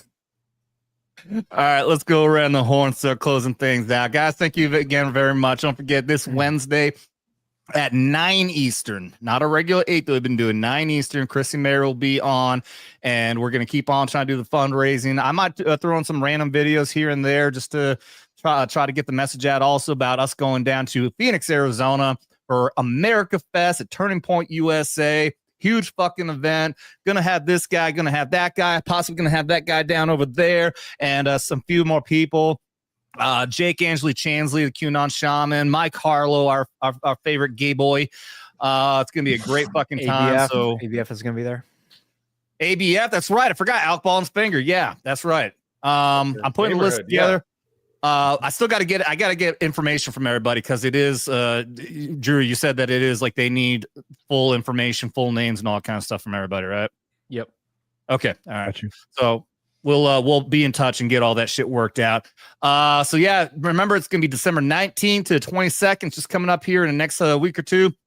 So stay tuned for that. Big Rob, our fucking awesome ranger. What are you up to? You doing anything on YouTube? What do you got going on? Not lately. Just been busy with work. Trying to get my work life back in order so I can get back on my channels and start making content again. But I'll be around, man. I'll let you know if I'll let you know by tomorrow about the Amfest thing. Sounds good, man. But I think it'll be fun. Oh, it's gonna be a blast. Yeah. Thanks for being here, dude. And everyone is in the video description below, except for Culture. I'm going to share your links again. I forgot to put you in the video description. It's my bad. I don't care. The outstanding infield vet, Drew. How you doing, man? Where can everyone find you? What you got going on? Yeah, outstanding. Just working on all this Amfest stuff. I'm pumped. I'm sending out invites to have conversations, to sit down with us and talk pop culture, politics, kind of whatever is going to go well at Amfest. I'm super excited. And yeah, just gonna work on the back end of that kind of stuff to make sure everything's good operation wise. I like having a plan and seeing a plan to go together and adapting and seeing where it will go. So I'm excited for that. You can find me on X most of the time is the outstanding infield vet at Drew Outstanding. On YouTube, I do a little bit more of videos when it comes to adaptive sports. I'm going to get into more sit down skiing this year. I got at least 3 trips planned across the country to do some sit down skiing adaptive sports with the either different veteran organizations or the VA when it comes to disabled veteran stuff. So follow me on that. More good things to come. That's Operation Outstanding Infield on YouTube. Oh yeah, thank you so much for being here, man. And before we go out to Amfest, we should do one more episode where we do Rumble exclusive and have the chat about everything that you got put through when the Army put you in the situation that you're in now. Yeah, because you were forced to take something that you shouldn't have. I'd love to be there if you drop me an invite. Yeah, absolutely. And nice to meet you as well, Culture Casino. Yeah, no, man, I appreciate. Looking forward to getting to know you and working together. Yeah, no, dude, I want indeed. In fact, I asked you in the private chat where you're headed to do those ski events. So yeah, we could talk. Yeah, right. Absolutely. I was gonna say let's aim to do a show on Tuesday, but you're gonna be on comics division, aren't you, on Tuesday? I don't have any idea. I don't know where I am anymore. Monday meltdown. No, Tuesday would be good. Tuesday night's great. That's right. Yeah. Okay. Yeah. Because the only time I had comics division on my show was when I had 100 subscribers. That was when my very first show. We were just doing Talking Tuesday. Dude. We hadn't started doing Skinemax Saturday. I got to get him back on. Yeah. So you would say you had a short amount of subscribers? Very short. Wow, Well, that's not very, I mean, I was happy as hell to hit 50 as soon as I did because well, it's my connection to the Legion of Memers. So to be fair, I mean, he did get comics on here with a short and subscribers, so bringing in comics, perfect. Very short. Mo Zamboni, my twin. Where can everybody find you, dude? So I primarily exist on the GCA podcast. If you go to YouTube / the handle below at the GCA podcast, I am one of the co-founders. I do the thumbnails, the video editing, and I'm one of the co-hosts. I also am starting to do stuff on my channel, Mo Zamboni. Obviously it's unique. You can get, understand where that started from if you're on my channel. But other than that, it's been a pleasure streaming with Culture Casino. I've enjoyed you immensely over the last 2 years, my man. Really? Like seriously. No, dead serious. Like I love Tom Connors. Tom's great. But I'm from the Midwest, and that Wisconsin accent, I want to fucking just off myself. I love him. Hey, don't be talking about Wisconsin. Hey. He's like, hey. But he's respect great. Respect the Green Day. Don't you know? It's that Midwest keeping people in check. I love him to death. I think he's great. You guys and Paul Chato, you guys do a wonderful job. Dude, Paul's genius. He and I are going to do something together real soon, so that's going to be terrifying. Dude, I made a meme that made him laugh, and I'm like, okay, I'm going to retire. I did I'm the one that made the Acolyte beat where I did the Jedi versus the Sith on Friday Night Tights. Yeah. Yeah, it was, but like, you guys have a wonderful channel over there. You guys are really fun. You guys are very metered and you have wonderful opinions. So I gotta drop you some love. I really love what you guys do. Thank you, man. But yeah, no, totally. Like seriously, you deserve way more than 30,000 subscribers. Not to throw up. And that's not a participation trophy. That's the damn truth. I'm not quite at 30K, but thank you. You guys keep trying to elevate me. I feel like I'm a rounding error for y'all. I don't know what's going on. Round up. Hey, in the military, we always round it up. All right. Oh yeah, you're on a military podcast right now. I killed 20 guys. Well, actually, it was 16. So those other 4 are coming. But other than that, I got some big things coming up. I can't share anything, but it's going to be really fun. But it's all because well, thank you. Well, thanks, Eric. You're dropping all the links. Thank you, Eric. That's fucking awesome. It's a 14-year-old channel. I get a new subscriber every few months. It's okay. But wait, like. Okay, so just the way you said that seemed a little creepy, bro. Like Joe Biden. 14-year-old. Come on, man. Okay, come on. Yeah. You're gonna walk by and fucking shit all over. Easy now. Easy now. All right. Thanks for being here, Mo. And also, thanks for Eric dropping all the links. Mr. Culture Casino, can't be happier to have you back on again, man. You've been an absolute pleasure. Thank you for being here. Everyone out there, get him up to 30K. I am a force of disruption. That's my job. Well, and we appreciate that. You're awesome. awesome. I had a lot of fun. I always have a lot of fun. You don't know. Nobody asks me often enough. I have been telling people, hey, can you come on my channel? Yes. Okay. If I'm not working, I'm working. So you just got to let me know. I've said that for a very long time. Seriously, like if I have an hour that I'm not editing, or streaming, it's likely available. So that's good, man. That's authentic. Just going back to the whole conversation, you're not going to catch some legacy media person doing that. They come in, they show up, they read their stuff, and then they peace out and go do whatever they do. But yeah, you and a lot of awesome people out here are authentic. Well, I mean, seriously, you reach out to Gary. Gary's available when he's not booked. So it's like I've always patterned myself after my friends. Drunk 3PO is the same way. I mean, it's great. Like this group of humanity, that I've aligned myself with are exactly me. And that's why I like this kind of a show. I get to hang out with the very same people that I can't wait to meet when I go to a meetup or an event, like, obviously coming up here in Phoenix and stuff like that. It's like when I'm in Florida, I want to meet everybody. Because the most important conversations happen in person. Exactly. And, so So, yep, I've been traveling in the last 2 years, hitting up these meetups and other things. Have we met before? Have we met in Vegas or Orlando? Adam suggests that we have. I am old.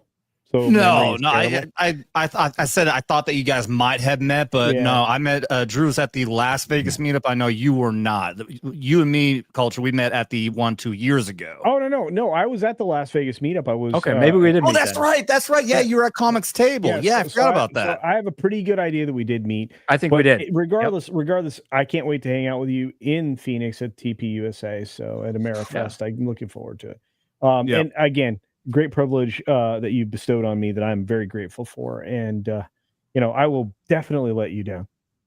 Yeah, I look forward to it. Thank you so much. Culture, you're awesome, dude. And you better believe it. When I realized, we're going to Phoenix, you were the first person on my mind. Like, I knew you lived out there. We talked about getting together and trying to do something out there. And we'll be able to do that. We got Alcohol and Fingers going to be out there too. Woo! So, hey, we might even go do some pew. That'll be fucking cool too. Oh, dude, yeah, man. Do you know how many ranges we have out here? It's ridiculous. Oh yeah, dude, I love that area. Phoenix is still a big city. There's a lot of stupid liberals around there, but overall, it's so much better than any of the other fucking my neck of the woods. There. My neck of the woods, pretty smart. Yeah.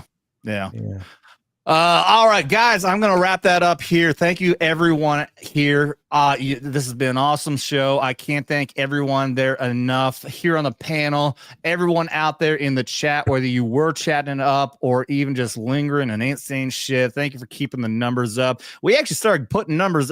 People started popping in and hanging around as we were doing an outro. So, I mean, that's cool. I wish you guys would have seen the rest of the show. Make sure to go back, start back at the beginning. A lot of fun. And again, Wednesday, Chrissy Mayo is going to be on here Wednesday, 9 o'clock Eastern on Wednesday, Wild Wednesday. Be sure to check it out. Oh, and all that freaking liquor's starting to come back up. And 19th to the 22nd, we're going to be doing live streams from AmFest at TP USA. We're going to do blogs. What in the fuck? Try something longer.